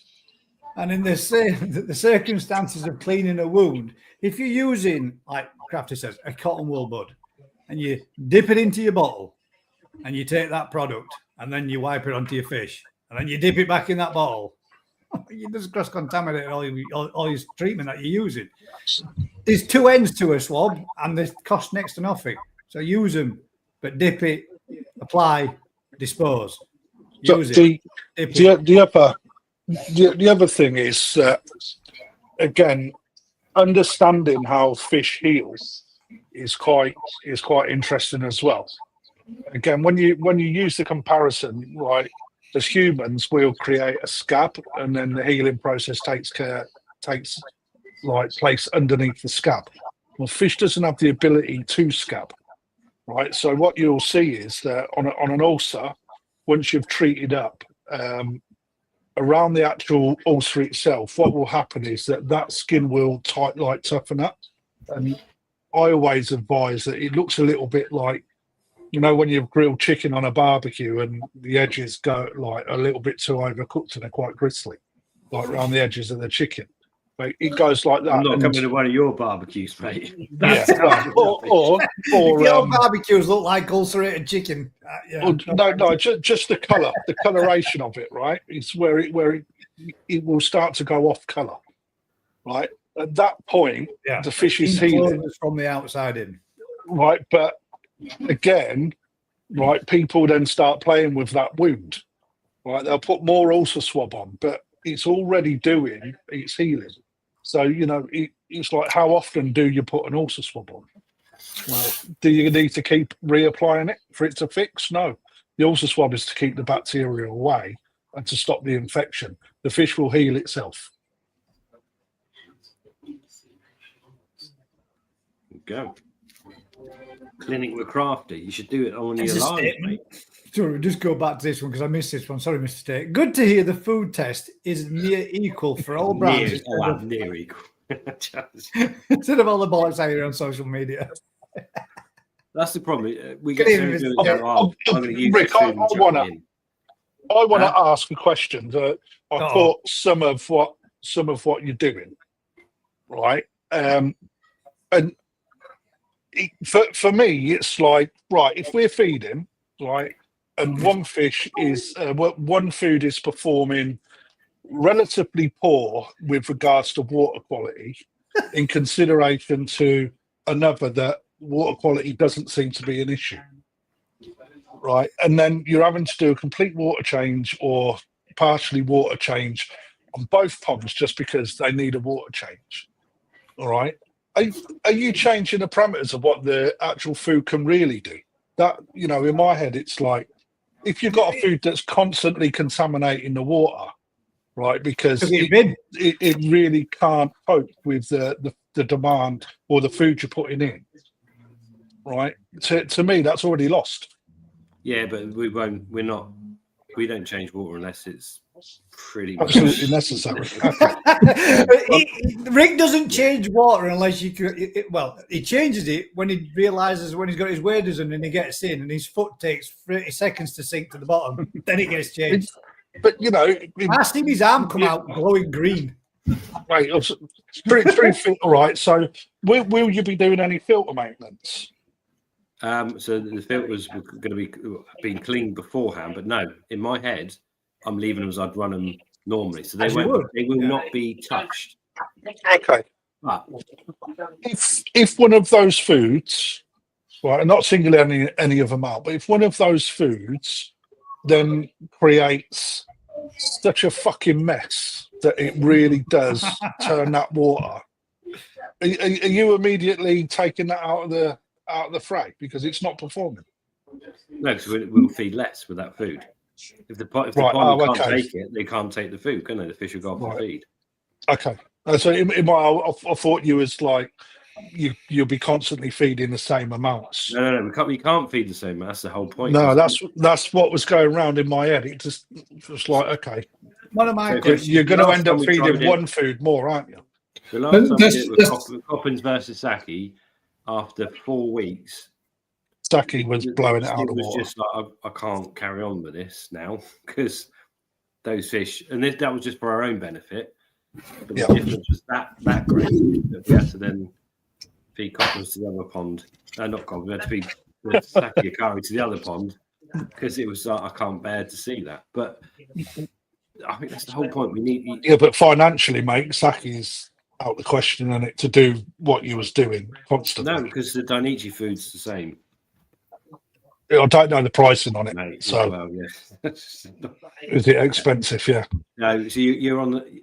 But the point is, if you can, if one food performs that well and the water's that good and the fish are growing that well and they want to eat more, they'll be getting more and more and more and doing well. And if a food's that bad, the fish don't want to feed, then they won't be getting as much food. And if the worst food only comes out eating 30 kilos, Yeah. well, and they've not grown a jot, there's your answer. Okay. Isn't it? You've got to. With the Dainichi food, Rick, is it likely though that if the sales of the Dainichi pick up, that they can ship more into the UK, that the price is actually going to drop, or is it going to be? You're asking the wrong person. you're mate. trying to- There's one dealership with the one dealership with the exclusivity on it, Matt. You know, No. it's It's a well, case- but no, it To be could do. fair- It could do. You don't know. I did reach out to Saki, and they weren't. They didn't reach back. Not bothered. Yeah. Normal form. Reach back. Normal form of Saki, mate. But the problem is if you're the gold standard food, you've got nothing to lose, have you? So at the end of the day, everyone else is trying to prove a point. And I was gobsmacked. To be fair with Dan at Nutrimare, he's like, so when we were setting up, he's like, let's get the best foods against it. And I'm like, well, Yeah. you know, do you not want to kind of go at this level where you're in a competition? Fair play. against Yeah, that's food good. the same? And he's like, no, let's get the absolute best against it and let's see where we can do. And I'm like, well, fair play, mate, because you know that could turn out But either way. But it could. I mean, yeah. Worst case, it could be fucking disastrous, couldn't it? But best the case, difference is it for could them- be like fucking told you so, right? Yeah. at the end of the day, I think That's what I mean. It's going to be really interesting to see that the results from it all, however it's kind of worked well, to out. be fair, the results will be not just obviously what the fish have done, but obviously the cost of the food to get to that point. So in my head, you're always going to have the dearest food should do the best. But is it quantifiable against the next best Yeah, or the next yeah. best or whatever? So you've That volume that you're putting in as well to get. Yeah. You know, if it's an equal results, they look great, but you've spent twice as much on a lower grade food. well, this is the problem. So yeah, it's the food conversion rate is an issue, but that also reflects on obviously the age of the fish, the amount of fish in a pond, the type of the fish. You know, to get, I reckon at the minute we're probably with some of the fry we're getting 1-to-1 for every kilo going in. I'm getting a kilo of fish back, but that's not with a great food. But that's the fish at a certain age, at a certain temperature, where they are absolutely nailing it. That changes as the fish grows and gets older. That whole thing changes. I disagree with that.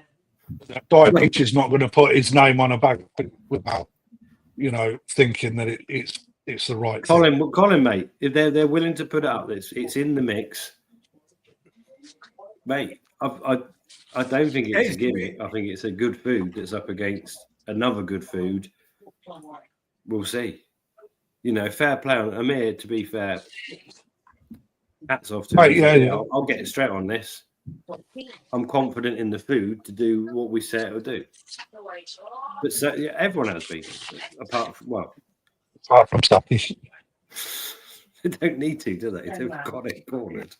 No, they Lee don't. Oliver has a question. Hopefully, we might be able, well, you guys might be able to help him with. Why does my pond seem to have high nitrate and ammonia issues when I feed?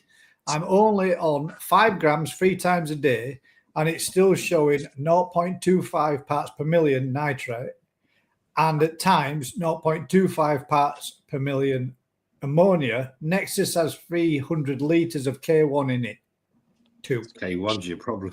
K1's great when it's great. It's a bastard when it's not. Mate, 5 grams, 3 times. 300 litres should be able to convert a lot more than that. Like 15 grams. Not even.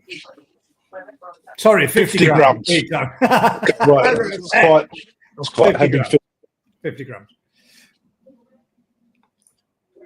You're only 150 grams now. You still should be. Yeah, it's still not a lot, is it? How many litres of K1? 300. No, that's max capacity now. So 300 litres and 150 grams is 300 litres is its max capacity. Maximum 300 litres. of the Nexus to be. Sorry, the Nexus is running with its max capacity of litres per media. Stocking levels, Lee. Yeah. Just Depends on, saying. how old the media is and whatever.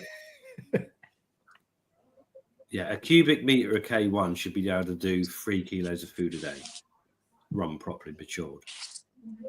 So you knock that back a third, so 3. So we should be able to put a kilo, depending 150 grams in. Something's not right there.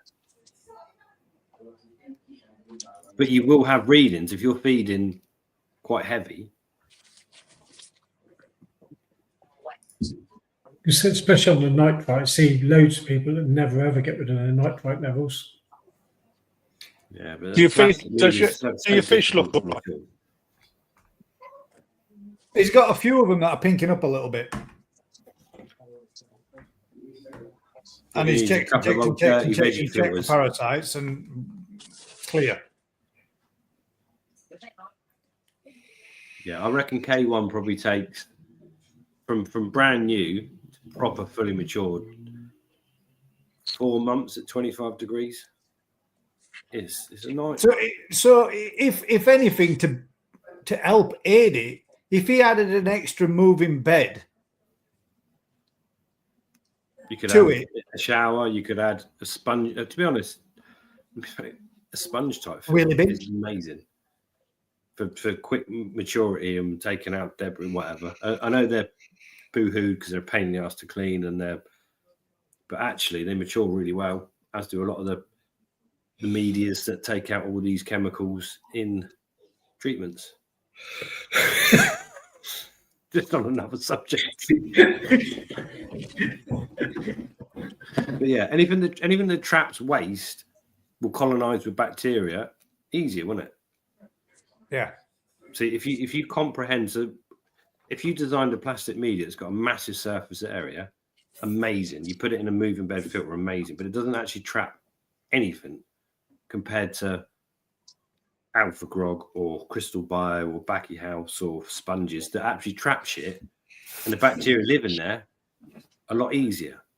Whether it's good or bad bacteria, you can have arguments every day of your life with everyone. Rob but in reality, there's a statement, mate. Water does to a point. Yeah. But yeah, anything that traps bacteria is easier to mature because the bacteria is going to live in there without having to create a crazy biofilm on something that doesn't want it on it. And I'm 24 heated, 24 degrees heated too. LOL, yeah, stocking is high. Was thinking of a shower or another biochamber. Right. I mean, he is stocking levels is quite high, and he has quite a lot of large pieces. Yeah. To be honest, the filters that I think work best are a slow trickle type filter. If you're putting them through a moving bed, Nexus, whatever type filter, if you took that water to not a shower, but like we use with our plant filters, something that's very only a small amount of the water's going through it, but it's trickling through it over a longer period, you tend to find the water quality so much better. Especially if you've got plants growing it. But that generates a whole new world of, there's some debris in there, or can't clean that so easy. Yeah. But it's a More much more maintenance natural, side. much better environment for the water takes on. Yeah, a much better appearance. The fish's appetite's better. There's no doubt about it. Dave Steelman David says tap water's full of shit. This is for a lot of places and a lot of people are late. A quick one here, guys. I'm gonna share this second screen. Crafty's been typing. Do we believe that this may be a growth of some description? Any idea? Have you ever seen it? Looks like a polyp. Polyp? Polyp. Like a viral, like people get, like a viral, not quite a wart, but it's probably a posh term for it. Can we make it bigger? It's going to turn out to be a Rice Krispie. He'd probably make it. Let me try. Oh, yeah. No, that's as big as we can go. Yeah. Just, not a problem. The question was, I believe, it was, is this a tumour or something else can put on the GKP live? And that's from Tony.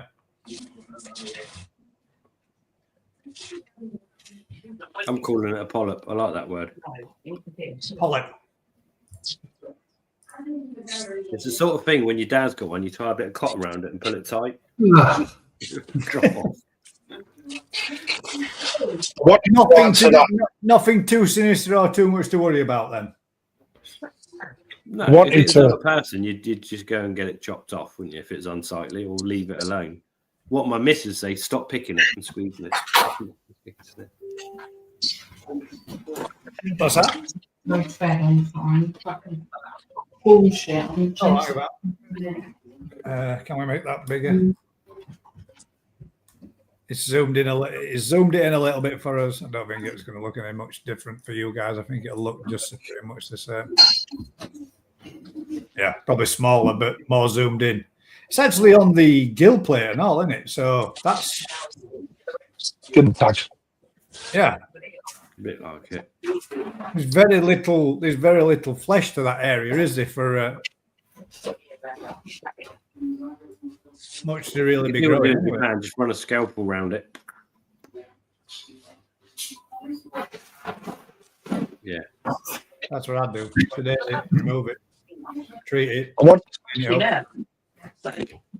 wanted to come back to your Vary Pump 10,000, Vary Pump 30,000 questions.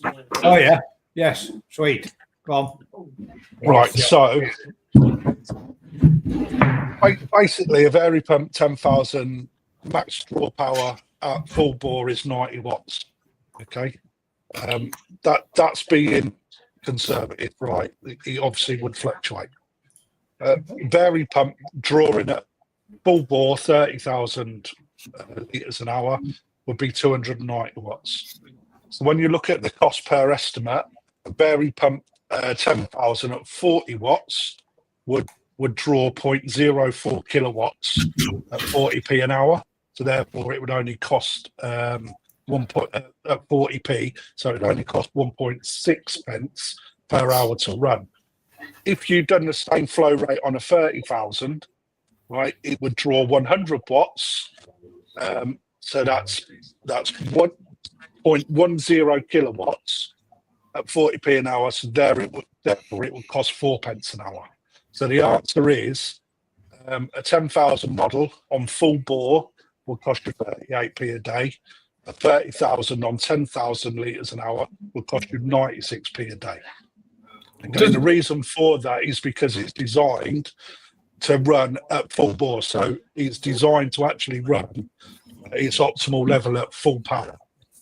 So it's actually cheaper to run. My theory and Matt's theory out of window, didn't it? Yeah. Does it say how and much? that has been put on an identical pond, so therefore it's operating with exactly the same head, exactly the same back pressure, etc. Does it say how much it costs? Like I said, Does it say how much it costs if it's got Air 4 on it? No. They don't cost you anything with that report, mate. Well, it does. It costs you a dead fish or two. I said though, but I suppose it'd also depend on the make and model of the Veriflow. Because my 10,000 what you have to look at is 45 optimal. watt. Yeah. But if you're doing a comparison, you've got to look at You got and where it's optimal working position. But there's a lot of them now, aren't there? The wattage on them have been dramatically dropped in comparison. Let's say some of the older models of a Waze to a Superfish, for example, new model. The levels of what they're 50 watts to run on a Superfish, which is nothing, is it? It's no. I mean, the other thing people that they think, because like an EA, let's say an EA 30, if you reduce that all the way down to 5, it only reduces all the way back generally down to 30% anyway. Yeah. You know, it won't run at a point where it becomes a trickle ever. You know, it has a bottom end and a top end. You know, and generally at 30% is the least. I knew there'd be somebody that can do the great big calculation a bit. I did say that we talked about this before. I'm sure we've had this before, and you had it like mathematical fucking equations and shit and pence and mots. That's why choosing the right pump is really important for your running cost. I see people putting a 30,000 on a Nexus 320 when its optimal working is 16,000 litre. That's fine. Put 20 on it, run it at full bore 20. You know, it's gonna go through there. The amount of performance that you lose just from a small head is unbelievable. Unbelievable. You know, you've got to really look at all. Your big head, do you? It's like, I don't lose a lot in my pond setup actually because I've got such a short return that there's not a lot of friction there and not a lot of back pressure at all. Colin, I got to agree. The Superfish pumps are fantastic, mate. Very good. They're really, really good, man. Really good. They all cost to run though. You just got to do your own work, man. Just a little bit of like patience. Don't jump on the bandwagon. Bigger and always better, especially when it comes to that sort of thing. Alan says, has anyone ever been to the Scottish Koi Show? No, there's been a few people. No, he went last year. Oh no, is it just to compete in its members only, isn't it? Sorry, my bad. Yeah, it's not a big show, but at the same time, Scotland's quite a difficult place to. You know, there's not a huge amount of population with koi up there that show. So yeah, it's worth going. They're doing it in a horticultural centre this year, so it's part of a massive show. Like I say, part of a massive show. That'd be really interesting to see the feedback on that one then. Because that's what the footfall expected to go through it is ginormous. It's huge. Yeah. So it'd be interesting to see. I mean, but they had someone, I can't remember who it was now, that was down in Chelsea Flower Show. They put a stand on down there. But it'd be interesting to see what the conversion rates for sales against people that don't have a garden pond. Do you know how they're doing that? Are they actually charging one entry to the whole horticultural show, including part of the show? Part of the show. Yeah, and this is what I've been saying with the national. When you think that, you know, like our local one or the local one to Rich has 80,000 people through the gate. No, it's huge numbers. And the turnaround for the dealer, would that make so much difference to the dealers that are showing there? Or no, I don't think it would. I don't think it would, mate. Because do you not think it would? No, I don't think sales there and then are going to be huge because there'd be no sales there really. No, because people are going for plants, right? They may come and you may get people come back afterwards that are designing a garden or thinking of doing a fish pond, I think a lot of your time would be taken up by actually talking about what's good, what's bad. Yo, Mike's crackling a bit, Craft. Sorry, mate. I don't know. Just like when I was a kid and used to go to the fair, we used to go to the fair for the fairground rides. I always come in with a goldfish. Not allowed anymore, mate. I like it. No, they're not. So we've always looked at doing the New Forest show. So that does 300,000 people over the 4 days. Yeah, it was And 80,000 I think per not- day. it wouldn't be something to do as a. There'd be no fish for sale. It would purely be an exhibit of koi. But we chatted to Oazi about it and stuff, and they just weren't interested. But I think if you've got 300,000 people going through whatever it is over that week, I know only a tiny percentage of them might ever keep fish, but it puts a seed in people's brains, doesn't it? Yeah. Look at them fish. Wow, I'd love a koi pond. How many people out there that have got a dirty green pond know about a Nexus, or they know about a drum filter, or the variances? It's the place that people are going to get educated, because it's not something If anything, the sales would come from, believe it or not, goldfish. There wouldn't be. I wouldn't even take a fish if I did something. I wouldn't even take a fish for sale. It's not a sales event. It is an event. It's a marketing event. And everyone there is doing the same. Really, most of the people there are marketing stuff, but not actually selling the product showcases itself. It's a form of advertisement for whatever they're producing, making, doing. But it's who's going to have the bollocks to go, right, I'm going to splash out $5,000 on a marketing exercise. Yeah, for return of sales. It's you generally give the advice and they fuck off to the closest garden shop that sells pumps. Yeah, And they get the sales. they should come to us. We don't sell pumps, so we're screwed. No, that's the problem, isn't it? Rick, we've touched on this before in the past. A question for the panel. I've had a couple of fish all grown on from fry and been in with the other fish for about 6 months. 6 months. Die both of them, both of the same variety. I've scraped 3 of the fish and found 1 alive fluke and 1 dead. Could this be the cause with 1 alive fluke? Fluke's not going to be a cause.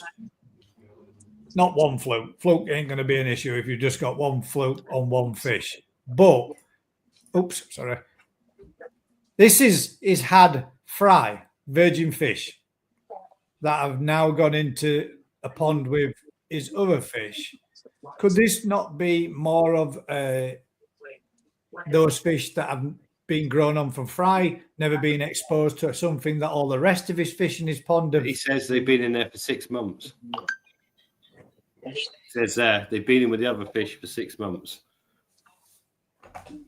That's how I just read that. I read that way as well. And been in with other fish for about 6 months. Die, both. Both of the same variety. Scraped 3 other fish and found 1 fluke alive and 1 dead. Flukes probably ain't your problem, but yeah, probably something. It's just if they've been together for 6 months and they've died of something, they don't just die for no reason. There's something going on. Is there a water quality issue? Is it certain varieties of koi are a lot weaker than others as well? I'll be going with the fact that they might have died of flukes, but the ones you scraped both seem to. Right, both 25 cm. They're both the same type of koi. They're both been in for about 6 months with the other fish, both around 25 cm. If those 2 fish, I misread that. Then I was thinking it maybe it had been put in. Yeah, you've only really got 2 possibilities there that they've been going down with something. They've been going down with something, and they've perhaps dying of flukes where other fish have got an immunity to it. Or they could be, and that's perhaps what people don't. So you can have fish dying of costia when your other fish you can scrape and not find any costia because they're dealing with their immune system. They're rock hard, aren't they? They're dealing with it, but you've got other fish that are dying from it because they're I haven't got an immunity to it. Matt's got his puppies out. Not puppies anymore, they're little dogs. There's your answer, Susan. That's how well they're doing. That's Coco, isn't it? That's your own, the one you're keeping. That's the one we're keeping. Special privileges. 1, 2, 3. Oh, Oh, Yeah. If you've got 2 fish that have died with the same batch, there's probably something going on there. spray yourself, Rick. Spray yourself, mate. Sorry. Oh, I don't know. Jet black with Benny along the Benny. That's what it is. It's the belly. Wow. But if they've been in with other fish for 6 months, You wouldn't thought it's not something they've been exposed to, is it? Because they've already been in there with them 6 unless months. they've been succumbing over a period of time, and you're seeing it because flukes don't kill. It takes quite a while for flukes to kill fish, realistically, in a good pond, and everything else is dealing with it.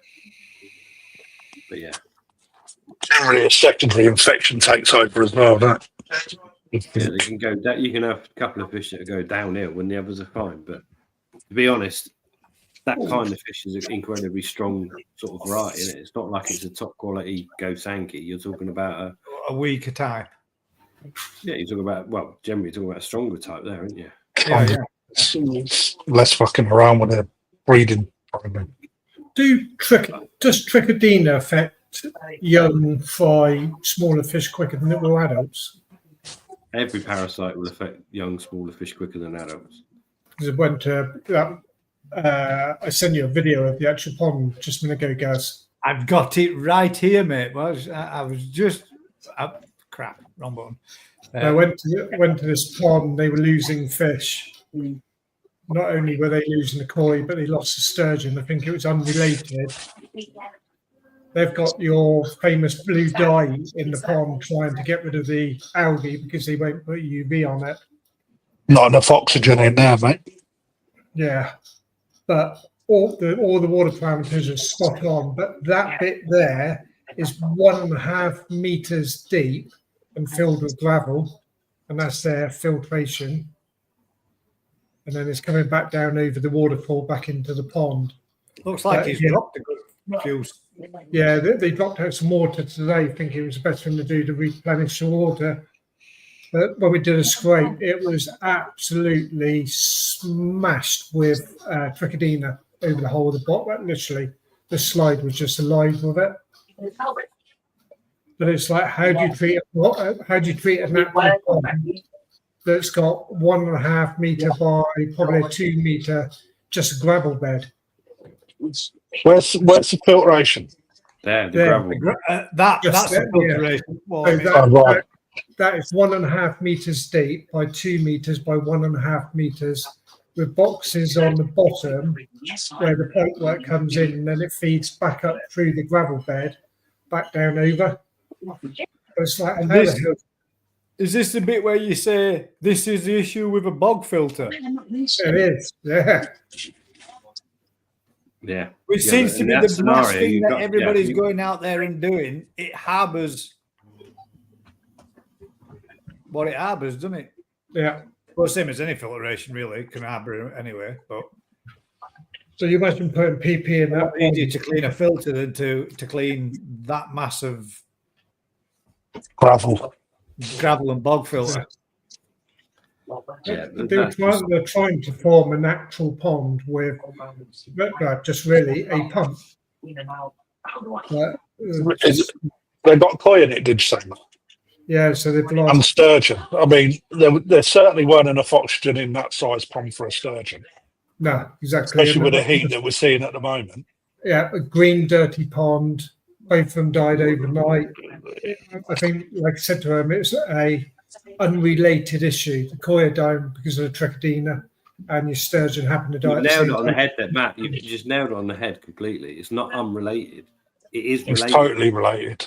You've got an ecosystem that is poor on oxygen, which will harbour trichodina because that is if you read a book, that's what it wants. A shit ecosystem that's low on oxygen. So you basically can an thrive. oxygen problem that will kill awful sturgeon or whatever. and that environment is absolutely perfect for Trichodina to go boom. So, yeah, you've kind of nailed. They're unrelated in one aspect. The sturgeon haven't died because of a parasite problem, but the parasite there in massive numbers because of the problem that's killing the sturgeon. Because their environment is peak. You've given They're them like, environment. thank you very much. Yeah. I'm just going to do a quick mention for Matt Giles. Gaz, can I please say on behalf of myself and my family, can I say a massive thank you to everyone, to you and everyone on here that donated to the charity Cart Match we held. There are a few in the chat and a few who aren't, but could be watching. And for those who contacted me personally, so far we have raised £2,645, and it will make a massive difference to so many lives. Again, thanks to you all. Well done, Mark. Well, Mark, Congratulations, mate. Good on you for putting it on. And I know it was something that was truly towards your family and in honour of your son as well, mate. But yeah, congratulations, £2,645, and thank you very much for sending me the email, mate, with the letter that you got from the lady. If I'd have had enough time, I would have ripped it off and put it up and brought it up for you as well. I will actually, if I get a chance, I will stick it in my community post and drop it on there, and I'll stick it on my Facebook group as well for you, mate. But yeah, thank you very much to everybody that did donate and everybody that did take part and everybody that did make a difference, because the email that you got back was absolutely lovely, mate. Too bad. My pleasure, mate. Anytime. So Matt, you got Sorry, go back as you was. more air in their pond, mate. They can put So some air what in the was pond. your Like gravel. solution? Well, What you that's, do, yeah, the option is the cause, but then even then, how are they going to actually treat Trichodina with such a dirty filtration system? Well, not dirty, you know what I mean? Yeah, but Trichodina is natural, mate. It's only a natural. If you could add, so so you're pumping water to the bottom of that gravel bed. If you could put a venturi on the pipe that's going to the bottom of that gravel bed, so you're putting air through the gravel, you probably eliminate all their problems in one hit. yeah, Yeah. that's a good point. Unfortunately, there's 5 tons of gravel sat on top of the boxes, so they would have to dig it all out to do it. No, the venturi go up above. In the water. So as you're pumping water down, you can use a venturi to take air down. Oh, what, to push it? Into push air down. There'd be a way of doing it. You need to aerate that. Basically, you need to aerate that bed of gravel, because Matt, you're missing your opportunity here, mate. You should have told them they needed a drum filter with a biochamber. Get rid of that.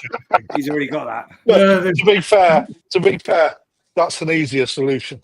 Possibly There is. easier. Well, I mean, Matt, if you look at it really, if you look at this picture, and I'll bring it up so you can see, there is a perfect shed there in the background that it can all be sat in and situated from. You could say you don't even need to buy or house it. You could just empty this shed of all your gardening stuff and buy another shed. They don't System in there.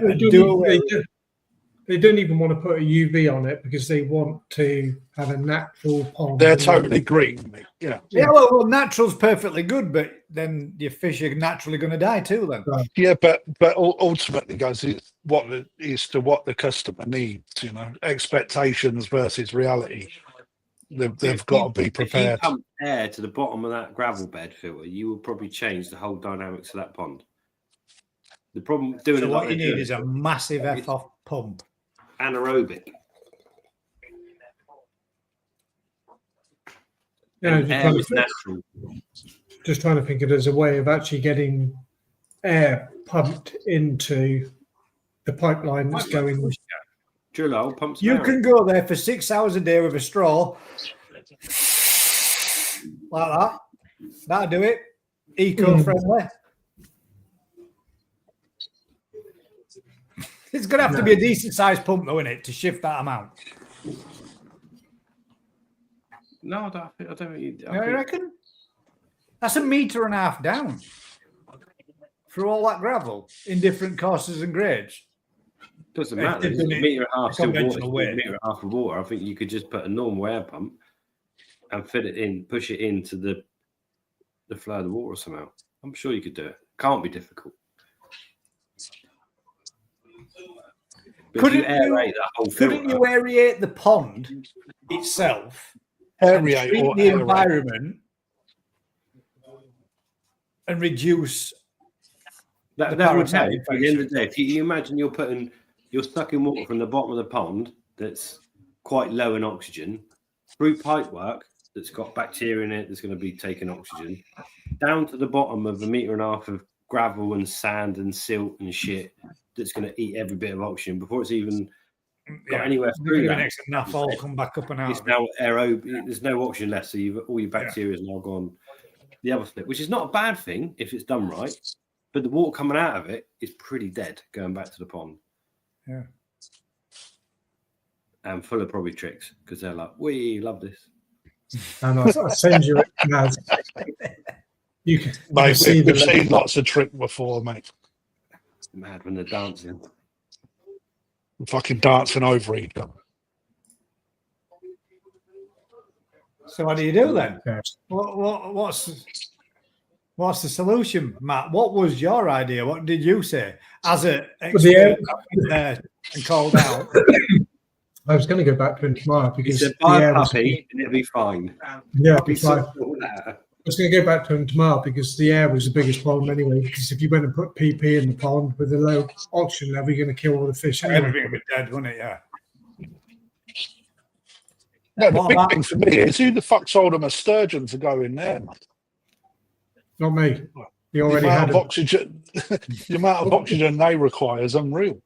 Actually, Yeah, while well, we're on the subject of sturgeon, right, and this is serious, we've had someone we know that's died, but he's got some 2-meter sturgeon in his pond, and I'm not joking. You could ride them proper things. Is anyone interested? Just saying. There you go. Are they local, Rick? Foxy sorted it out. Huh? Foxy sort The of wouldn't need a pump. They're local to us, yeah. Massive, mate. What are they? Do you know? They're like shark things, about 2 meters long, mate. You idiot. Are they giant? He had a Collins. massive, big pond, and he loved sturgeon, so he had all sorts. Every type of sturgeon you could buy, he had in his pond. Sorry. Matt, go back tomorrow, fill the hole and tell them to get a rabbit. Anyway, yes, I'm just putting it out there. I know somewhere that's desperately trying to get rid of some monster sturgeon.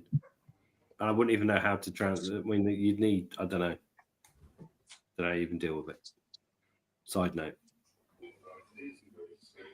Yeah. How would you move them? You can't even use an IBC. No, they're not. They are. They're probably belugas that I don't know. Knowing him, he loved them. So put them in a round tank, just bend them round. I wonder how long they would survive for if you did like one of the cradles that you use for the cart. You know, a big.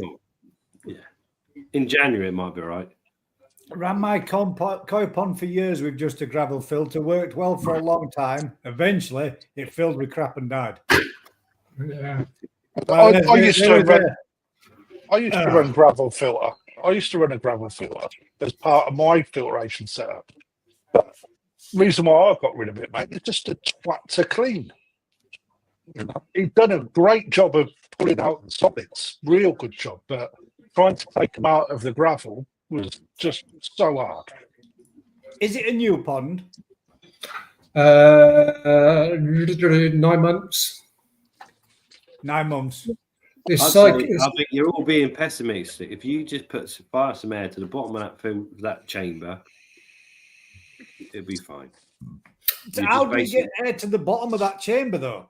You just put it into the pipework that's going down to the bottom of the chamber with a non-return valve and a pump. So if the pump fails, it doesn't go. And just constantly It'll goes. just push air. The whole thing will become a bubbling swamp of doom, but it'll be a healthy swamp of doom. Yeah. Eventually clear out.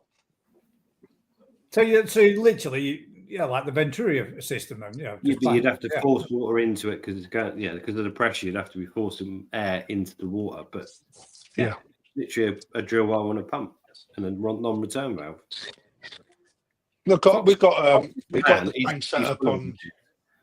same setup on the Oase. Oh, right, don't go that deep, but it shows exactly how to do it on the main pond outside.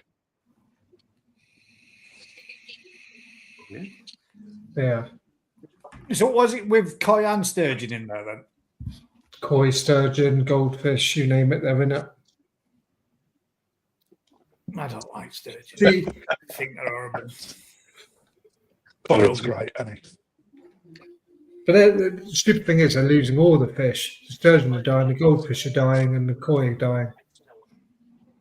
And it's not. That all stems back to an issue. If the oxygen levels are low, all the fish are stressed. All the fish are open to problems. Those problems at this temperature, trick's probably one of the best ones, isn't it? Bacterial And green water, mate. you know, The amount of algae that's in there sucking the air up at night as well. It's just fucking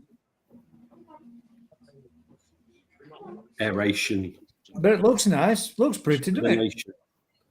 Yeah, but the thing with a pond like that, it's not one little tweak could change that pond from being a soup of badness to a soup of goodness.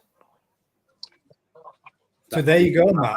Go That's back in a Venturi system. Jobs are good, but you'll need a solar panel to run the pump because they don't want to use electric.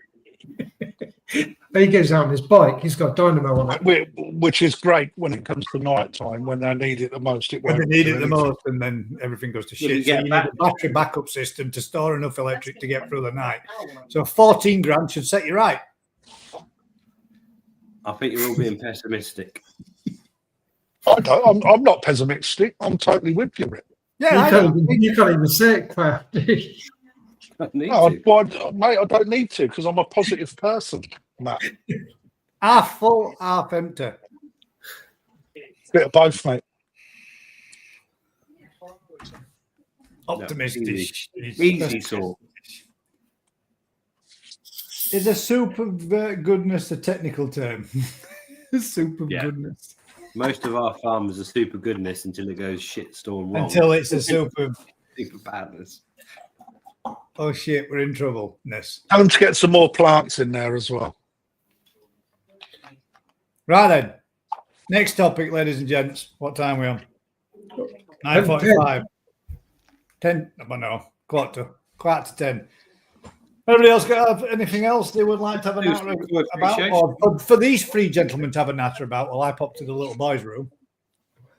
The little boys' room. Yeah, toilet. Crafty, what are you doing now? They banned imports from Japanese koi forever. Selling goldfish, man. Where's that That'll be room on come the from? internet tomorrow, won't it? Fucking right. To be fair, A right? good one to start. As a dealer, both of you, that Yeah. buy and sell Japanese koi, you've now got from 2 weeks ago till October or whatever, with basically no new shipments coming in because of temperatures and scenario. How do you protect enough stocks to keep yourself stocked up? Mate, we buy. That's all there is to it, mate. When they're gone, they're gone. You know, it's there's people that come into our shop when you're doing the sale, all right.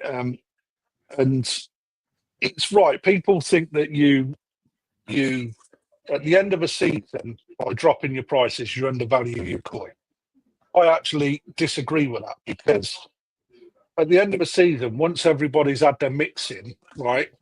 Don't get me wrong, I'm not keeping fucking mint koi for half price, you know, like selling them all for half price and be done with it. You know, they're going to be graded out to make sure that you're still getting a decent return against, like what you were saying, Andy, what they really are, like what they're worth. Right? Yeah, you'll get a discount, but they're not going to go on a big discount. The truth is that don't matter what you pick in February when you're out there, some fish will get better, some fish will get worse. Right? You can't you can't say every fish you pick is going to be the fucking next best thing in the world, because the way that they're kept over a whole season in a shop, some fish deteriorate. It's quite known. However, as customers come in and they get their mitts stuck in, they're taking what they think is the best stock all the time, all the way through that season. So as long as I've got enough to get to the end of it, if I haven't, I don't mind, because we've had our return against the investment, right? But if we've got stuff left, it will get reduced and we'll get some of our investment returned. Yeah, you'll get a cheap koi. Will it be the best koi that we have? There's a very good chance that it's possibly not. But if they're all gone, they're all gone. A very good chance, possibly a no. I love that. That's fucking. That's setting someone up there. It's quite a big window in it. So our shop now is its lowest stock ever. Always is this time of year. And people are turning up thinking it's mid-season. So, well, not for us. I've just literally, I don't know how many boxes I took. I think 11 boxes.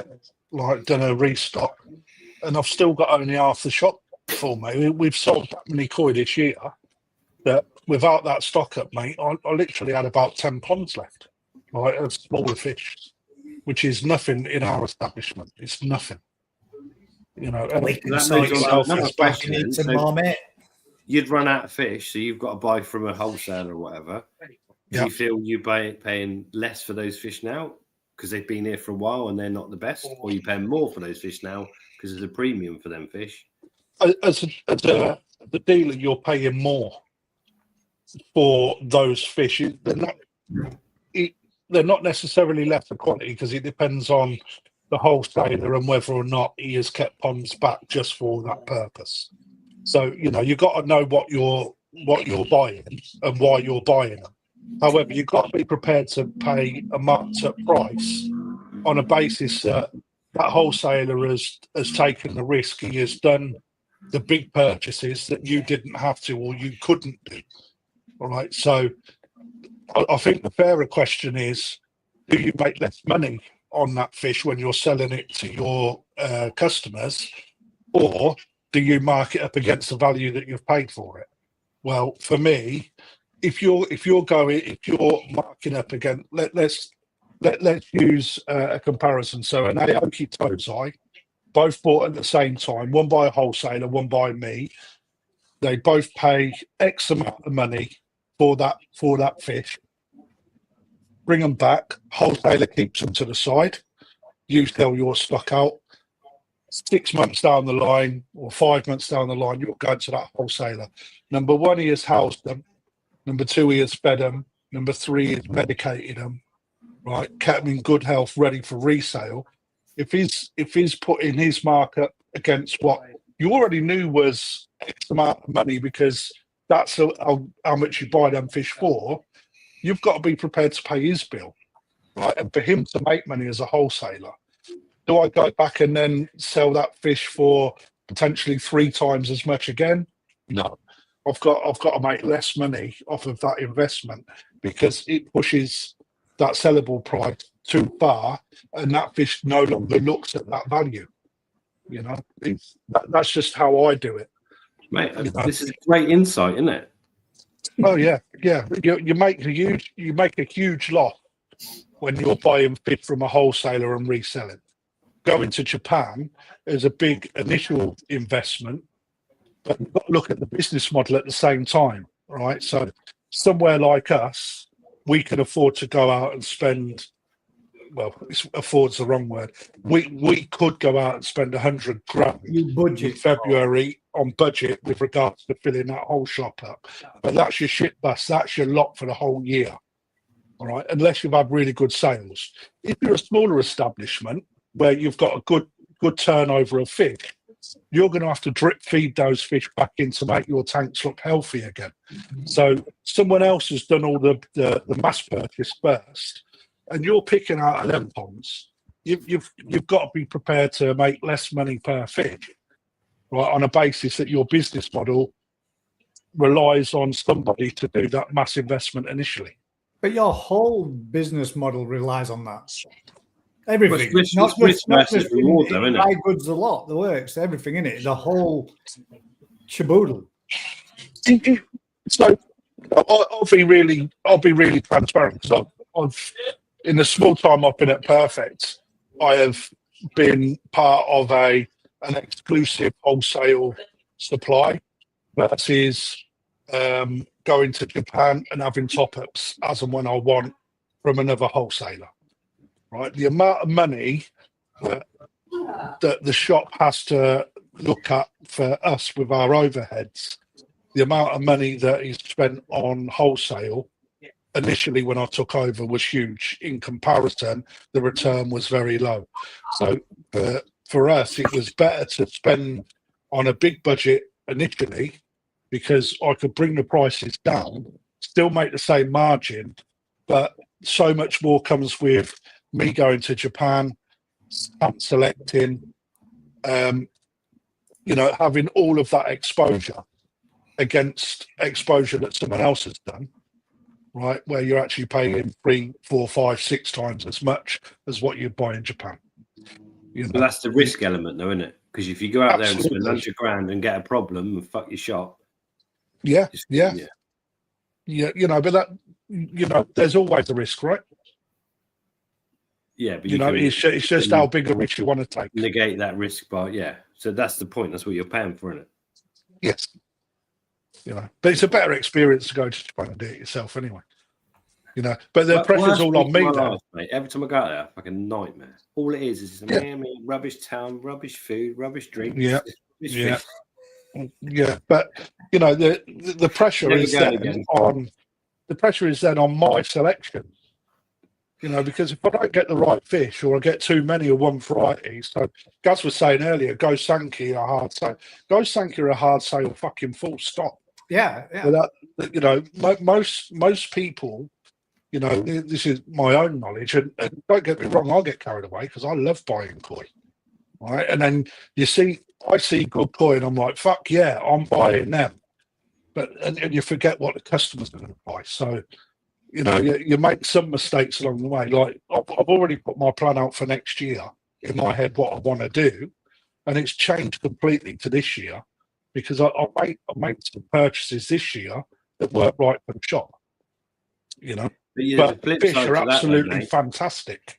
There is a flip side. So, like Matt, when we went out, was like, I just don't want any go Sankey. Don't want them. When you get out there, there's certain stuff. We're going to Greece soon. That's good, and So he bought a load of Kajaku and then went somewhere else. And I'm like, you can't not buy them Kajaku, mate. They are fucking top draw. You can't not buy them and you go somewhere else. So you've got a situation where, yes, you might have a plan set out where you're not going to buy this, you're going to buy that. But if you come across fish that are good, it's fucking really difficult. It's really difficult. Matt, with your first time being out there, it can become really quite overwhelming, and you can spend your money like that. You can really spend your money so fast because you just don't know when you go to the next place. You don't know whether or not they've got the fish that you want, right? So what do you do? Fear of missing out syndrome hits you. Where you go, right, I'll have a few boxes of them. Go to the next place. Oh, they're fucking better than them once. I don't think that was just down to the dealers. I think that's down to the dealer and the people visiting, like the customers, or like even with Rick. Rick spent way over what he intended to spend. All my customers spent way over what they intended to. But that's because Rick just saw fish and went, ooh. Let's face it, right? All of us here love buying fish. We're no different to anyone. It's just that you do it on a scale that who goes to Japan with 50 grand as a hobbyist. Not many people in this world, in the scale of hobbyists versus people that can do that. Right, and those people that spend 50 grand are doing it on one fish. Yeah. That's basic, Yeah. Right. So when you get out there, you're like, oh, fucking, it's nothing better. The job. That's the big perk of the job. The pressure comes then when you come back to the UK and you've got to turn that investment into profit. So everyone stays in a job, the business doesn't close down, and you got your investment to go again the next year. It's so hard. I don't think people think that it's an easy job, and it's really, really far from it. Far from it. when you got a little wee man chewing away at your ankle as well, say, "Go on, take another box." Of course. You've got to have so much discipline to be able to put fish in a bowl, and then like really weigh up and say, actually, I don't want them. You know, it's like, or I can't get what I want. It's like, no, there's too much of one thing in there. If you go for a mix, It's hard, though, isn't it? At the Right, end of the day, brilliant. The only thing I went out there for was what I came back with: Goromo, Goshki, Gimrin Sankey. That was I already had it in my head. And then I come back with a box of Yamabukis that turned they were so good that I couldn't turn them down. Could not buy them. Yeah. And I couldn't fucking get in there, mate, because he was shut. You know, I went out there with the breeders in my head that I knew that I wanted to go to. Right, 4 out of 6 of them weren't trading. So, oh wow! So you got to do what you got. If you see something that's that good, the Kajakus Matt got offered at Hosakai, mate. They were that good. You can't not buy them. Mm. The Absolutely, were that good. Or you could just go, I don't really need them. I don't really want them. I'll let somebody else buy them. It's all about willpower, Rick. No, you really buy them. Very good. Buy. And a quick question there I got from Susan. Will you be going back to Japan again, Gaz? Apparently, Gaz. I was paying. I will. Even that's not what my answer was going to be. I will definitely be going back to Japan at some point, whether it be work related or what, I don't know. But if it's not, I will go again. Yeah, 100%. Even if I have to save up and go there. From what Ryan said, you were taking us. Sweet, nice one. Yeah, so definitely, yeah, I'm going. I'm taking Matt. Awesome. But yes, I would love to go again. Aragoki Koi said, "Did you fall in, Gaz?" I didn't fall in, mate. My phone kind of fell in, dropped in, and I didn't fall in. I manned up and took one for the team and jumped in there and got it back out, mate. After 25 to 30 minutes of being in there, I managed to find it, and I'm using it right now. That's not taking one for the team. That's taking one for yourself. But yeah, I took one for my team, Team GKP. Get in there. So no, I didn't fall in, but yeah, I did go in. You know, the associated costs were running. Rick made a really good point earlier with regards to the value of the fish, right? When you're looking at just over 10 weeks, each fish cost £8 to feed on a certain food. All right, imagine that when you've got 4,000 or 5,000 fish, right? Just what the food overhead is just to feed our shop is huge, right? So when people are looking at a fish and it's only worth that your lunch bill. Well, yeah, it's always my lunch bill. Right? But, yeah. Sorry. On a serious note, guys, you see how much sake goes through your establishment. Oh, mate. Right, the overhead on sake alone is so huge that, you know, the value of the koi increases because the condition of your fish are really good as well. You've got heating costs, you've got food costs, you've got meds, treatments, and that's water bills, electric. The list goes on for maintaining and keeping those stock that you want to top up with.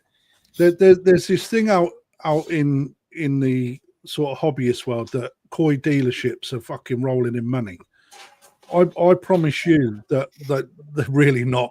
The margins with all the overheads taken into account are so small, right? And then when the government put against us their inflated rates on this time, the margins just really shrank to a point where we've had to make big business decisions just to make sure that the business still operates.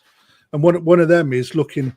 We just had to invest a few tens of thousands of pounds against a battery so we can farm our own electricity, right? And that brought our energy costs right down. And actually, we haven't earned anything out of that. We've just managed to keep what we would make in margin versus those energy prices we've managed to, sorry, with what the government put in place, the money that we've saved by doing that investment has just meant that we've kept the same margin. So we haven't gained anything. We've just have to offset what we have to pay the government by being clever. You know, but again, it's another investment that we've had to do that comes out of the pocket of the business in order to keep the business alive. So, you know, a battery from the national grid or from solar? No, from solar. So we've got a huge battery now. So we're working we're working with artificial intelligence. What we're doing. So we've got now this. I mean, because Got our robots in the shop. Well, yeah, they are, mate. And they're fucking cleverer than me and you when it comes to working out how to save money on electric. Right. So we've got shit at catching. Should have asked them the question about the pumps, bastard. Mate, we've got plugs on adapters on plugs, and what the AI does, it works out how much energy we're using, right? Even down to slidey doors, right? And it can make them manual. So for instance, if slidey doors open automatically, right, and it's 30 seconds, and then they close, right, it will work out basically how much money you're losing based on opening them sliding doors for 5 seconds. So do you have a queue of people waiting to get out when the timer goes off? No, because while they're there, they're always open, right? But if they come through and they remain open for another 30 seconds before shutting, right, you make them small tweaks and you're saving yourself 60, 70 pound a month just by making one change. But what we're also doing is we're farming the energy from the solar and we're selling back to the grid, right, at the times where, because the AI also watches the market. So we'll sell back more than what they're actually charging us per unit. So we're offsetting costs by trading with artificial intelligence. It's, you know, it's really, it's quite in depth. But that's the measures that just to sell fish that we're having to go to just to keep the prices at a reasonable cost. You know, because they're all the bits that people don't see. Say that again, Gus. So at least that's what you've told Pete. No, that's exactly what's happening. I mean, if you look at Ryan, right, look at what Ryan's done, right? He's gone away from electricity heating. You just took it out. I was going to say the same thing. That's like the mass difference between changing from electric for heating all of his ponds and switching to oil, which has been a mass saving for him. A huge saving for Ryan. I mean, I know his figures. I'm not going to divulge what they are, right? But just to meet what the demands are as a dealer in order to keep healthy stock, to keep costs down, to keep the business operating, or even become more profitable if you can achieve that. That's the whole point of a business, to make money, right? But at the same time, it's to keep it competitive with the right quality, with least troubles, so people keep coming back to shop with you, right? That's, you know, when you look at the operation, it's really, really tough. There you go. Look, that all come from you saying what you're doing for your stock. What we're doing to try and keep the battery thing's a big thing. Someone's been telling us about that, where you can set up the battery. So apparently it's not solar. So you take power from the grid when they've got excess power. Yep. And you set it back to the grid when the demands are high. Yep. And obviously then you've got the batteries to supply the farm continually when it's dearest, and use the grid when it's cheapest. That's right. Yeah. You know, the bit that we haven't seen yet is what that looks like in the winter when you've got less sunlight to harvest the energy. But the whole battery thing has nothing to do with that. It's literally you get a grant to put the batteries on the farm. So the national grid produce electricity continually. And you should feed your fish continually. But there's peaks and troughs. So at 5 o'clock when Nate was on in the olden days, when the kettles all go on, they struggled to supply demand. And then at midnight, they got too much electric. So they need somewhere to store it. So basically they pay you to store it. Yeah. You can sell it back to them. So it's like it's an evening out, isn't it? Balancing up of. Yeah, it's trying to cut the overhead costs to become more affordable for the business, but unfortunately, you have to the downside to it is that the contracts and negotiation and everything that you get into is so long and drawn out, and because it's such a niche market, it's really difficult to see where the wool's being pulled. I mean, I'm lucky, Pete's lucky, my boss, that I come from the energy industry like for 14 years, like before he went into this. So I could see all of these small little grey areas and press like in order to get the best deal, you know, and we've done well. But we're also putting something else that we're doing is putting electric vehicle chargers in the car park where we can charge a premium for boost, which again then comes back to the shop to pay the electric bill off even more. You know, we earn no money out of it. We offset the cost of the running parameters for the ponds and the electric that we use inside the shop, you know, so we save rather than earn, if you know what I mean. It all goes back to the energy markets, man. It's mental, though, isn't it? It's a massive thing, though, isn't it? Massive. You know. There you go. I'm trying to find my own post so we can show this, show the Sankeys. Yamatanishkas. Can't even find my own post. Somebody's nicked it. It disappeared.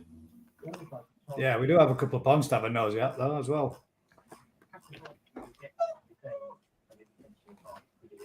Got some Yamatanishkas to have a look at when I can eventually find them.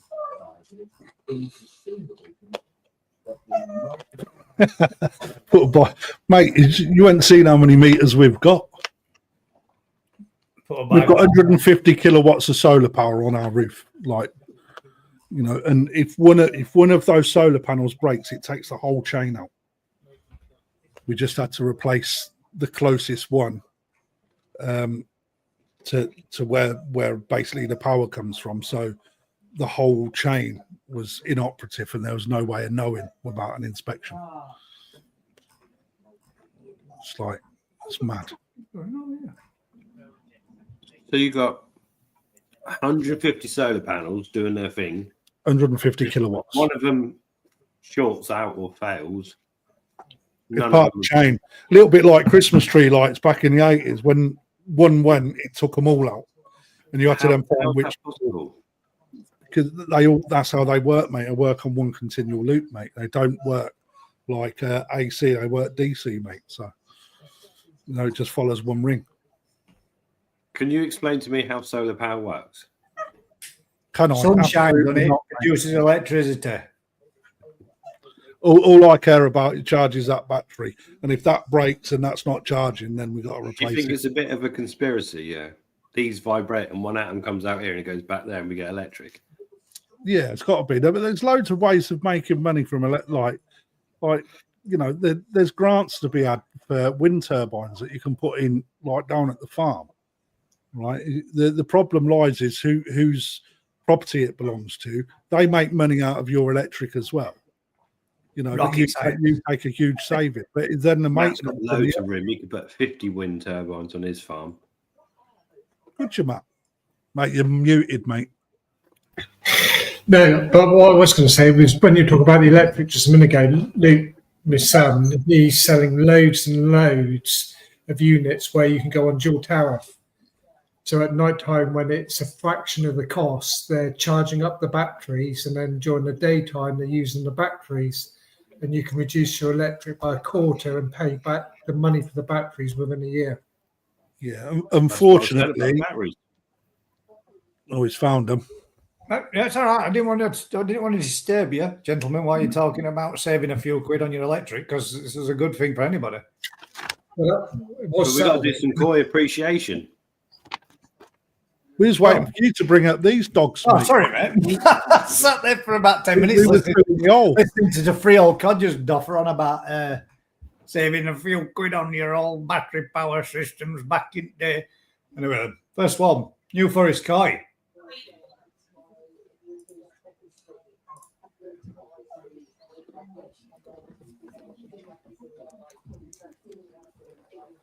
This is the one in the making.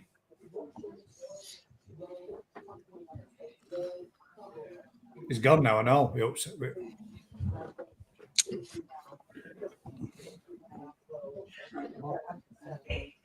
are we saying about that one then?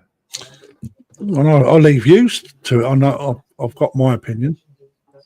Come on, Matt.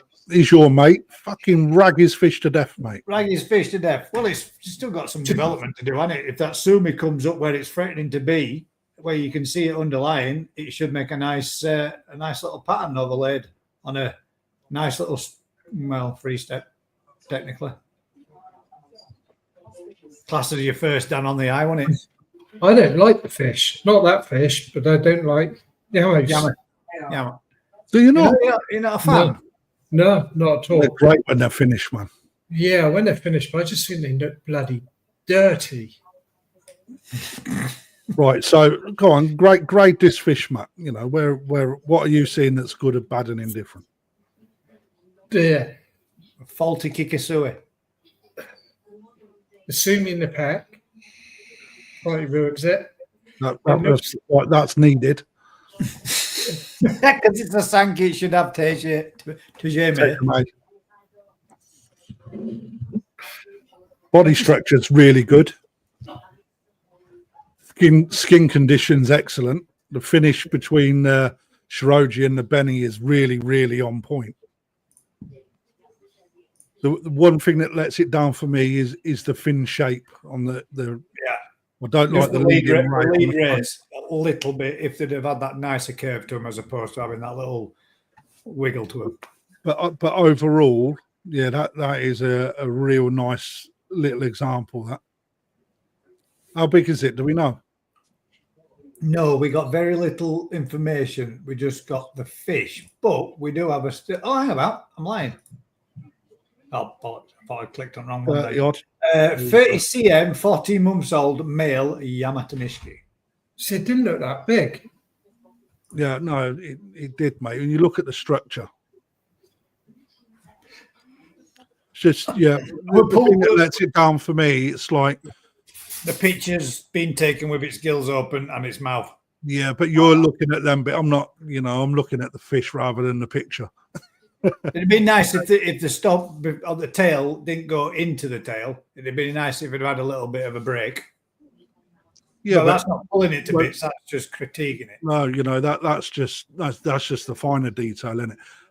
I'd like to have seen a little bit more potential for the sumi. It's like for me, it just lacks a little bit under skin as well, and where it's going to go. Another 2 years, you're going to see, in my opinion. You're going to see it a little, well, completely different fich. Yeah. It's how that sumi develops. That's the unknown. Unknown in any fish is the sumi development. So, you know, I'd also. Can I see the video again, guys? I want to look at something else. I want to see if it was the picture rather than the. So if it didn't have the sumi, it makes it a kiki, doesn't it? Right. I've been over the road for a quick time. Nice, isn't it? Whose that? That looks good on the screen, mate.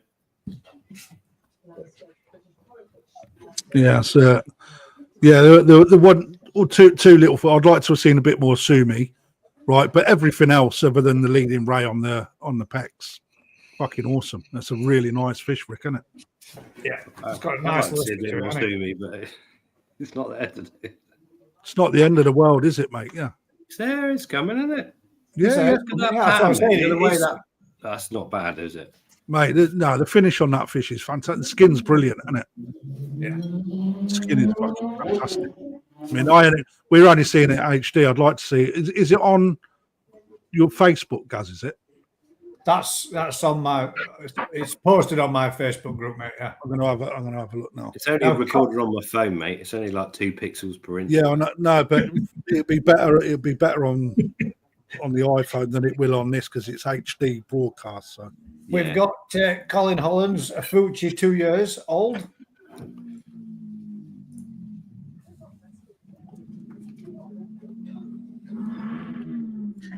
Nice one, Colin.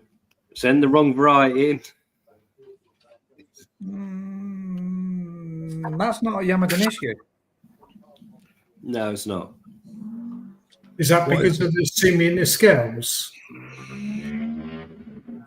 No, it's because it's a Kikuru. Yeah, it's a beni kikikuru. What makes it a beni kiko? The black and the scales, I thought it was. Black and Gill the plates scales. and base of the fins is what it is. The scales make it a Deutsch Kajaku, but with the black and so yeah, whichever way you look at it, it's nice, but it's not a Yamato. Well, I hope I made the right shout then with mine. At least I got it right. Yes. Yeah, so black scales like that. So that's from Matsuba, Kajaku, whatever. And then round the gill plates and the fins is Beni Kiko. So Benikiko, yeah. you're probably down the lines of Afuchi do some good ones like that. So does Aoki, doesn't he? But Colin disqualified. It's not disqualified. It's a banging fish. It's lovely fish. Sally Harfields, New Forest Koi 40 cm, Mark Gardner line. Now then. Okay. That is a metallic Sankey. Could do a Benny on the other side and less in the fin, but it's pretty good, isn't it? That's come on well, that, hasn't it, from last year? I remember seeing that one like that being entered last year. Oh, Rick, is your one for sale? It can be. Can be. Yeah, Your right. opening bid was 50 quid from Budget Pond Keeper, I think I saw. Yeah, no, yeah, 50 quid, start bid, whatever, crack on. That fish is lovely. The problem with this fish here on screen is too naked on the left-hand side or its right-hand side. For Benny. Wherever it's, yeah, it's just, Yeah, as well, there's a little bit of sumi in there still, isn't there, even halfway down? Tail tube. quality. It's a little bit unbalanced, isn't it? Where the fuck are these fish? I like the way she's filmed it all on the good side. That's good. We don't see the other side. Good I'm film. sure I might just put a bid in there for somebody who's 50 quid. I could have sworn I'd seen. Yeah, so this side we're looking at now is just a little bit barren, isn't it? But yeah, quality's right. I like that. 30 cm, a second one from New Forest Koi. This one actually has the other half of the Benny that should have been on the last fish. It's not a patch on the last fish though, is it? No. Body shape is just not as good as the other fish.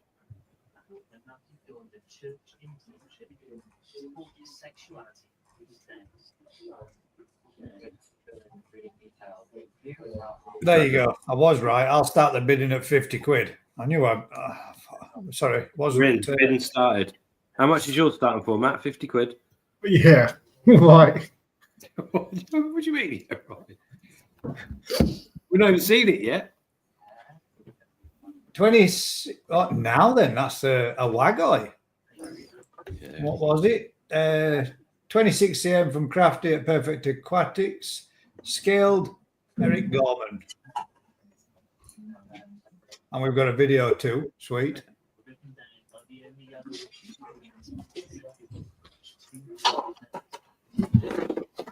Oh, that's I can't find them on here.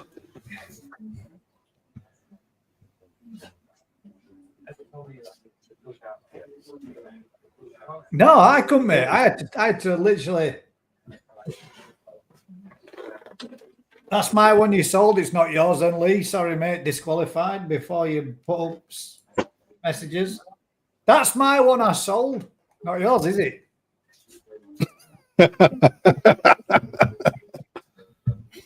The quality of that's really nice, isn't it? But again, it's just lacking belly pattern. Tell you what, it's put some body on it since it went from us. So it's got a lot more mass. Yeah. I think I remember him buying that on the auction, Crafter. I think the way to look at it is, if you imagine that was a non-metallic Sankey, innit, you'd be like, oh, needs a bit more pattern, doesn't it?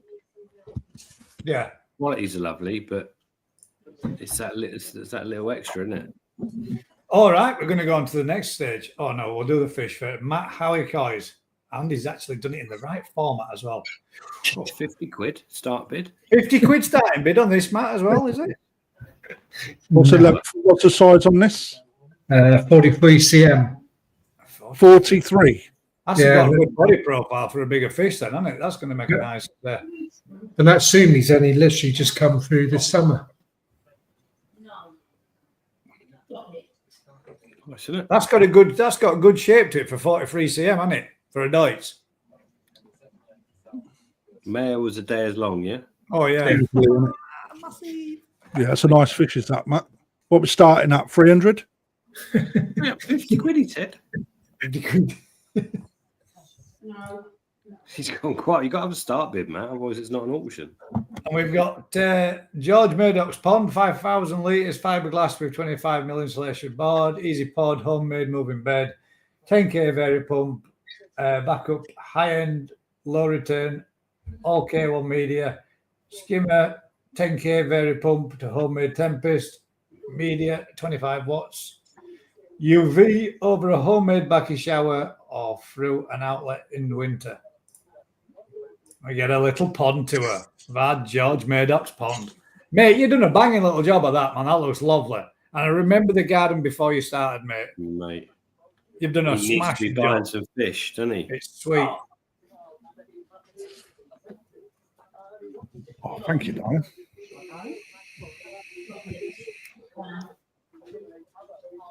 Love a little neat and tidy filter house. Look at that. He has spent a few quid there, hasn't he? Do you think he's using his middle finger on purpose, Gals? Yeah, so you can give us all a middle finger. Look at this. Look at that. Great little setup, man. Proper nice All job, he mate. needs to do is buy some bloody fish. He's got new fluke eggs in there. It's only come out last week, didn't it?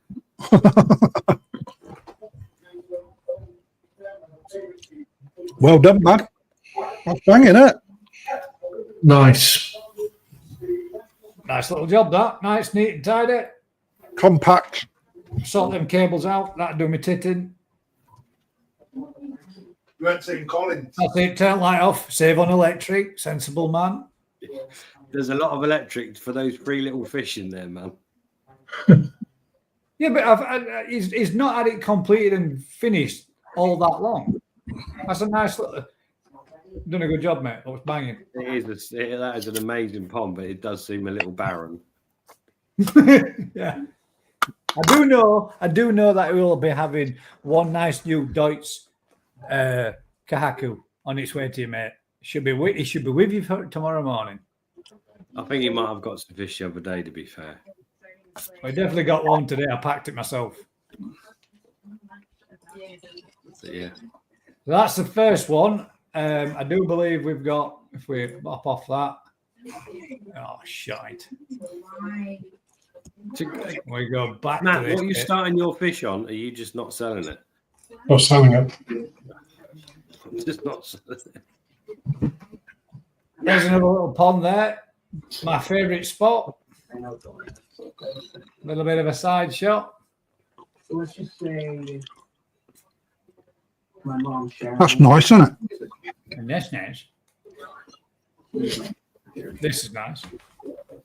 You know, that it was mother who loved me so much that by the time you're 19, you have room to put a fucking washing machine on. Pathway in progress. That senior and wipes food off your face with her own spit. That's like George's pond with more fish in it. Covering you in blankets that you don't really need or even ask for. Darren Purdy. Nice. That's quite a busy pond, isn't it? That's quite a lot different to just. Well, no, it's bigger than what it Big looks pond, though, isn't it? Big pond, yeah.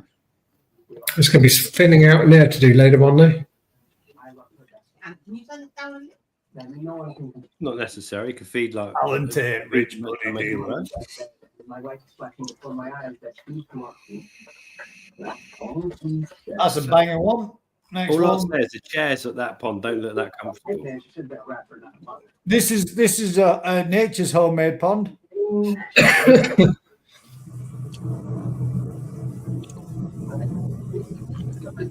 In Japan. Yeah, it is. Yeah. And we've got, I'm sure there was this one. This is mint. Ah, that's mint. That's not in the UK, is it? I don't believe it is, mate. No. Why not, Crafty? What made you say that? Because of the plants growing around the outside. Beautiful pond, though. Rich, you're trying to look at the plants now, aren't you? Yeah, we grow all of them. I mean, it could be in the UK. Looking at the houses in the background.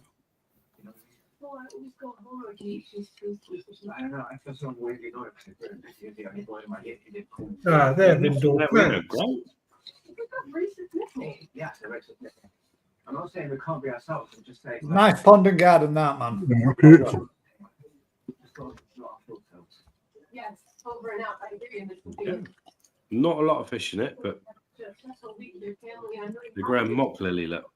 That's hard work.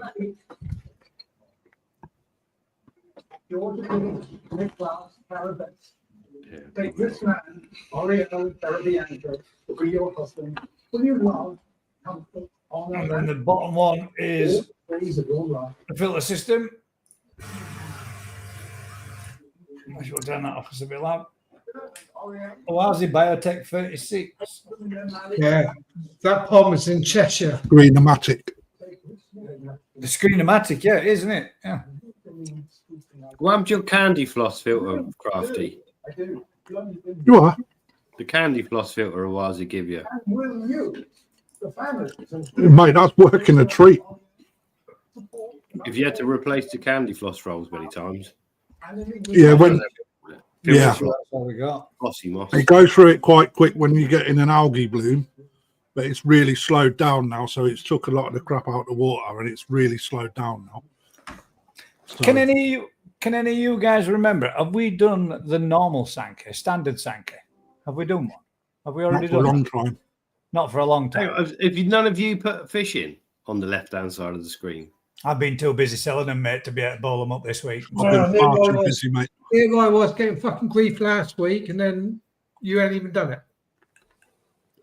No, so who's won? Who's won the koi appreciation? And if mine's the winner, is it still going for 50 quid? I think yours was easy winner, mate. To be perfectly honest. I would say New Forest Koi first one, easy winner. People need to start bidding then if it's a winner for 50 quid. It was just a starting bid. It doesn't necessarily have to sell, but people can pick up the phone and ring you tomorrow and actually purchase it from you. No, they can't. It's a starting bid. It's bidding. If it's bidding, it's started. It's starting bid's 50 quid. It'll sell for 50 quid. If anyone wants it, they need to put a bid in. That's the point of an auction. Any more advances on the 50 quid bid on Rick's Yamatanishki? Get it back up, guys. 60 quid. There we go. Here we go. We're off. Get it back Number up. one Man. Yamatanishki in the whole show of today. I shall bring it back up for you, Rick. Bear with me 1 second. If I can find the damn things. 55, Dave, stay. We're already at 60. Dave, So your fish is being shipped already, mate. Too slow. 65 now. There we go. At least we're off. Right. Yeah, but that's going down. We don't want to be going downhill, do we? Yeah, but it's activity. I'm fine. I know, Lee, you telegrammed me one, mate, but you said that this was a fish you own, so technically it's not yours, so it doesn't get entered. Unless the person that owns the fish wants to enter it and join us and put it on. I'm being extremely harsh this week, mate. Who's in there? You got to own it to be in it. Dave, you made a mistake. Your fish was shipped today, mate. You could have had it pre-postage. 75, and we're off. We're off now. We're on the There right we way. go. No, that's fine. I'll sell it at 75. I'm trying to I'd find sell the it damn for 50. picture again. I would have sold it for 50. I would have sold it for 50. I'm an honest man. It's worth more than that, though. I know. Come on, fire away, lads, fire away. Anyway, Congratulations. Very much a big grand entrance. that's 30. now. Done. 30 cm. Yeah, 30 cm. I'm trying to find out what. I don't understand where the fucking hell they've gone. Deleted. It's Tony Farmer O'Coy. He keeps posting all his shorts every week, and I can't find milk for about 6 million shorts. So It was It was 10 hours ago, mate. It's under the picture with a guy with his feet on the side of the pond. That one, I did it a couple of hours ago. How did I miss that? No, it's not for me. 35 quid. We're good. We're good. We're already at. So we're calling it. Hang on. Tony has already bid 75. What was the size again? I'm trying to find it for you, Tony. Bidding ends at 10:40. Yeah. Is that good? No one listening? I'll talk to myself. 10:40 bidding ends. I'm listening. I was trying to find this so I could bring a picture of your fish back up again. Don't worry. It's better when you think about it when looking at it.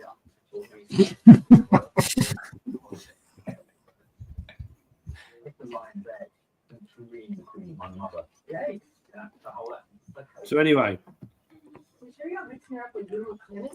what have we got to discuss? We're done with questions. We're done with the questions, mate.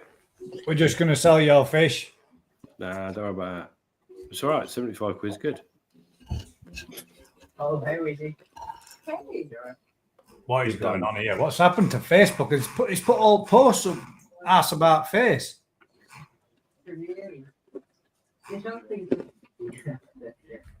Well, the last bid on by 10:40 wins it. Be fine. 80 quid from Gaza.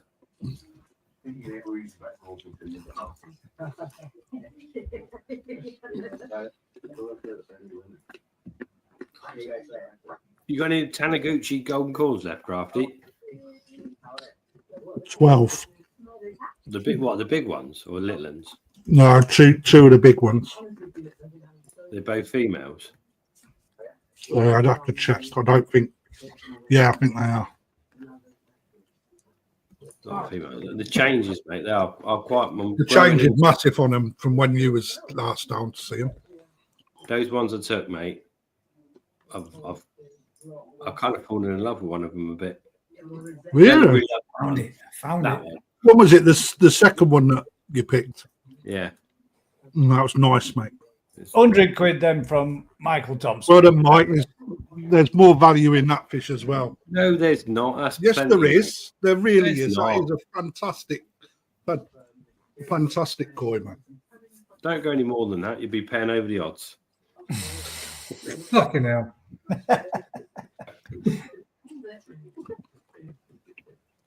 If I'd fed it on the Dainichi food, it'd be twice the size, wouldn't it? Yeah, Lee, I've still got the Goshki Sankey as well, mate. Do what? Goshki Sankey? Yeah. £100. Any advance on £100 going once? Michael Thompson knows his stuff. He robbed me of some Shiros the other day. Mate, you're robbing yourself. I don't pay any more than that, mate. If that was Japanese, No, that's mate, fine. like That's good. That's worth by far more than that. Yeah, but that's all right, isn't it? £100 going twice. Come on, man. Let's get another tenner on it. Don't need another tenner on it. That'll be fun. Guys,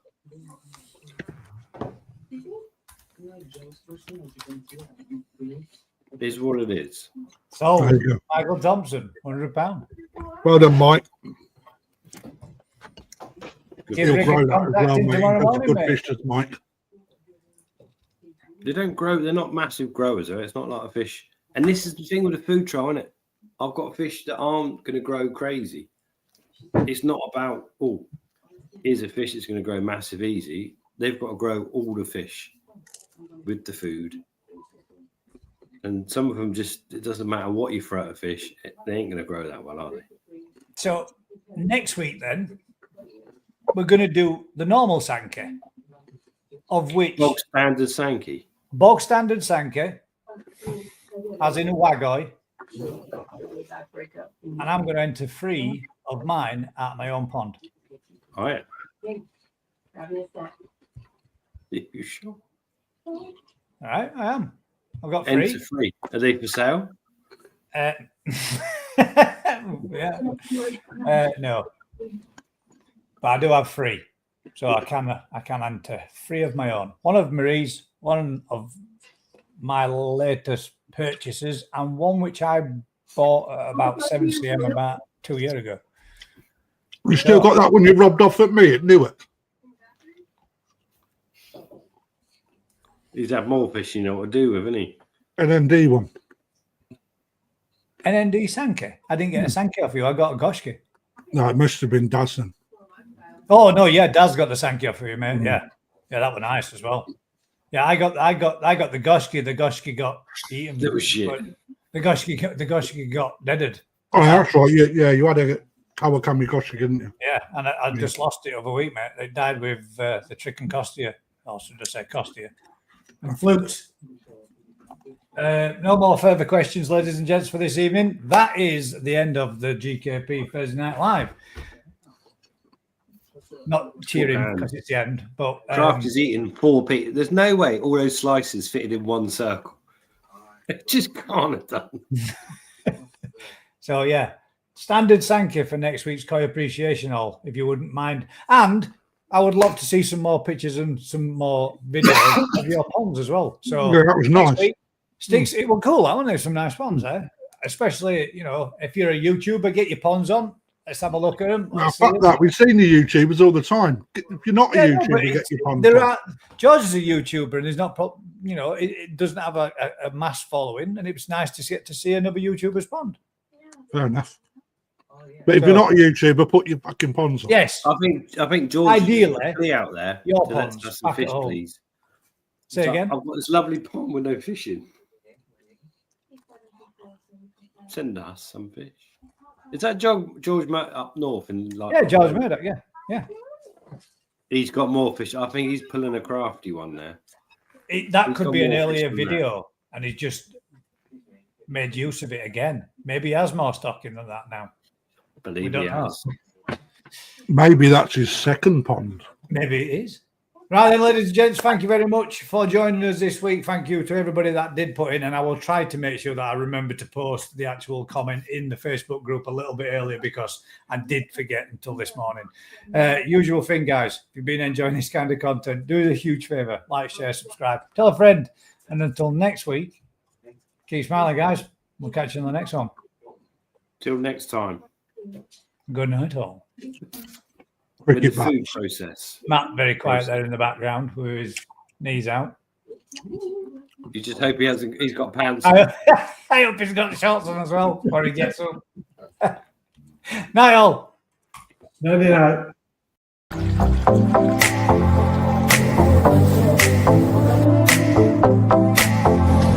This has been one hell of an experience.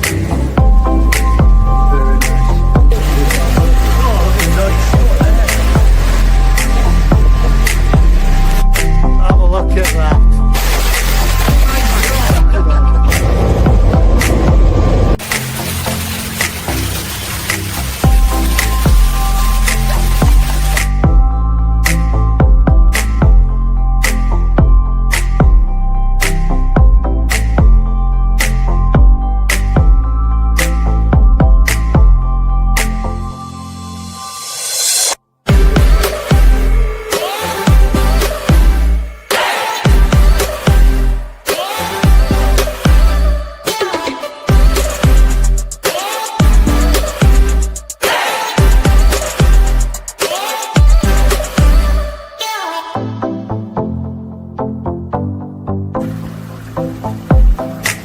New change in the garden. I made a little secret area.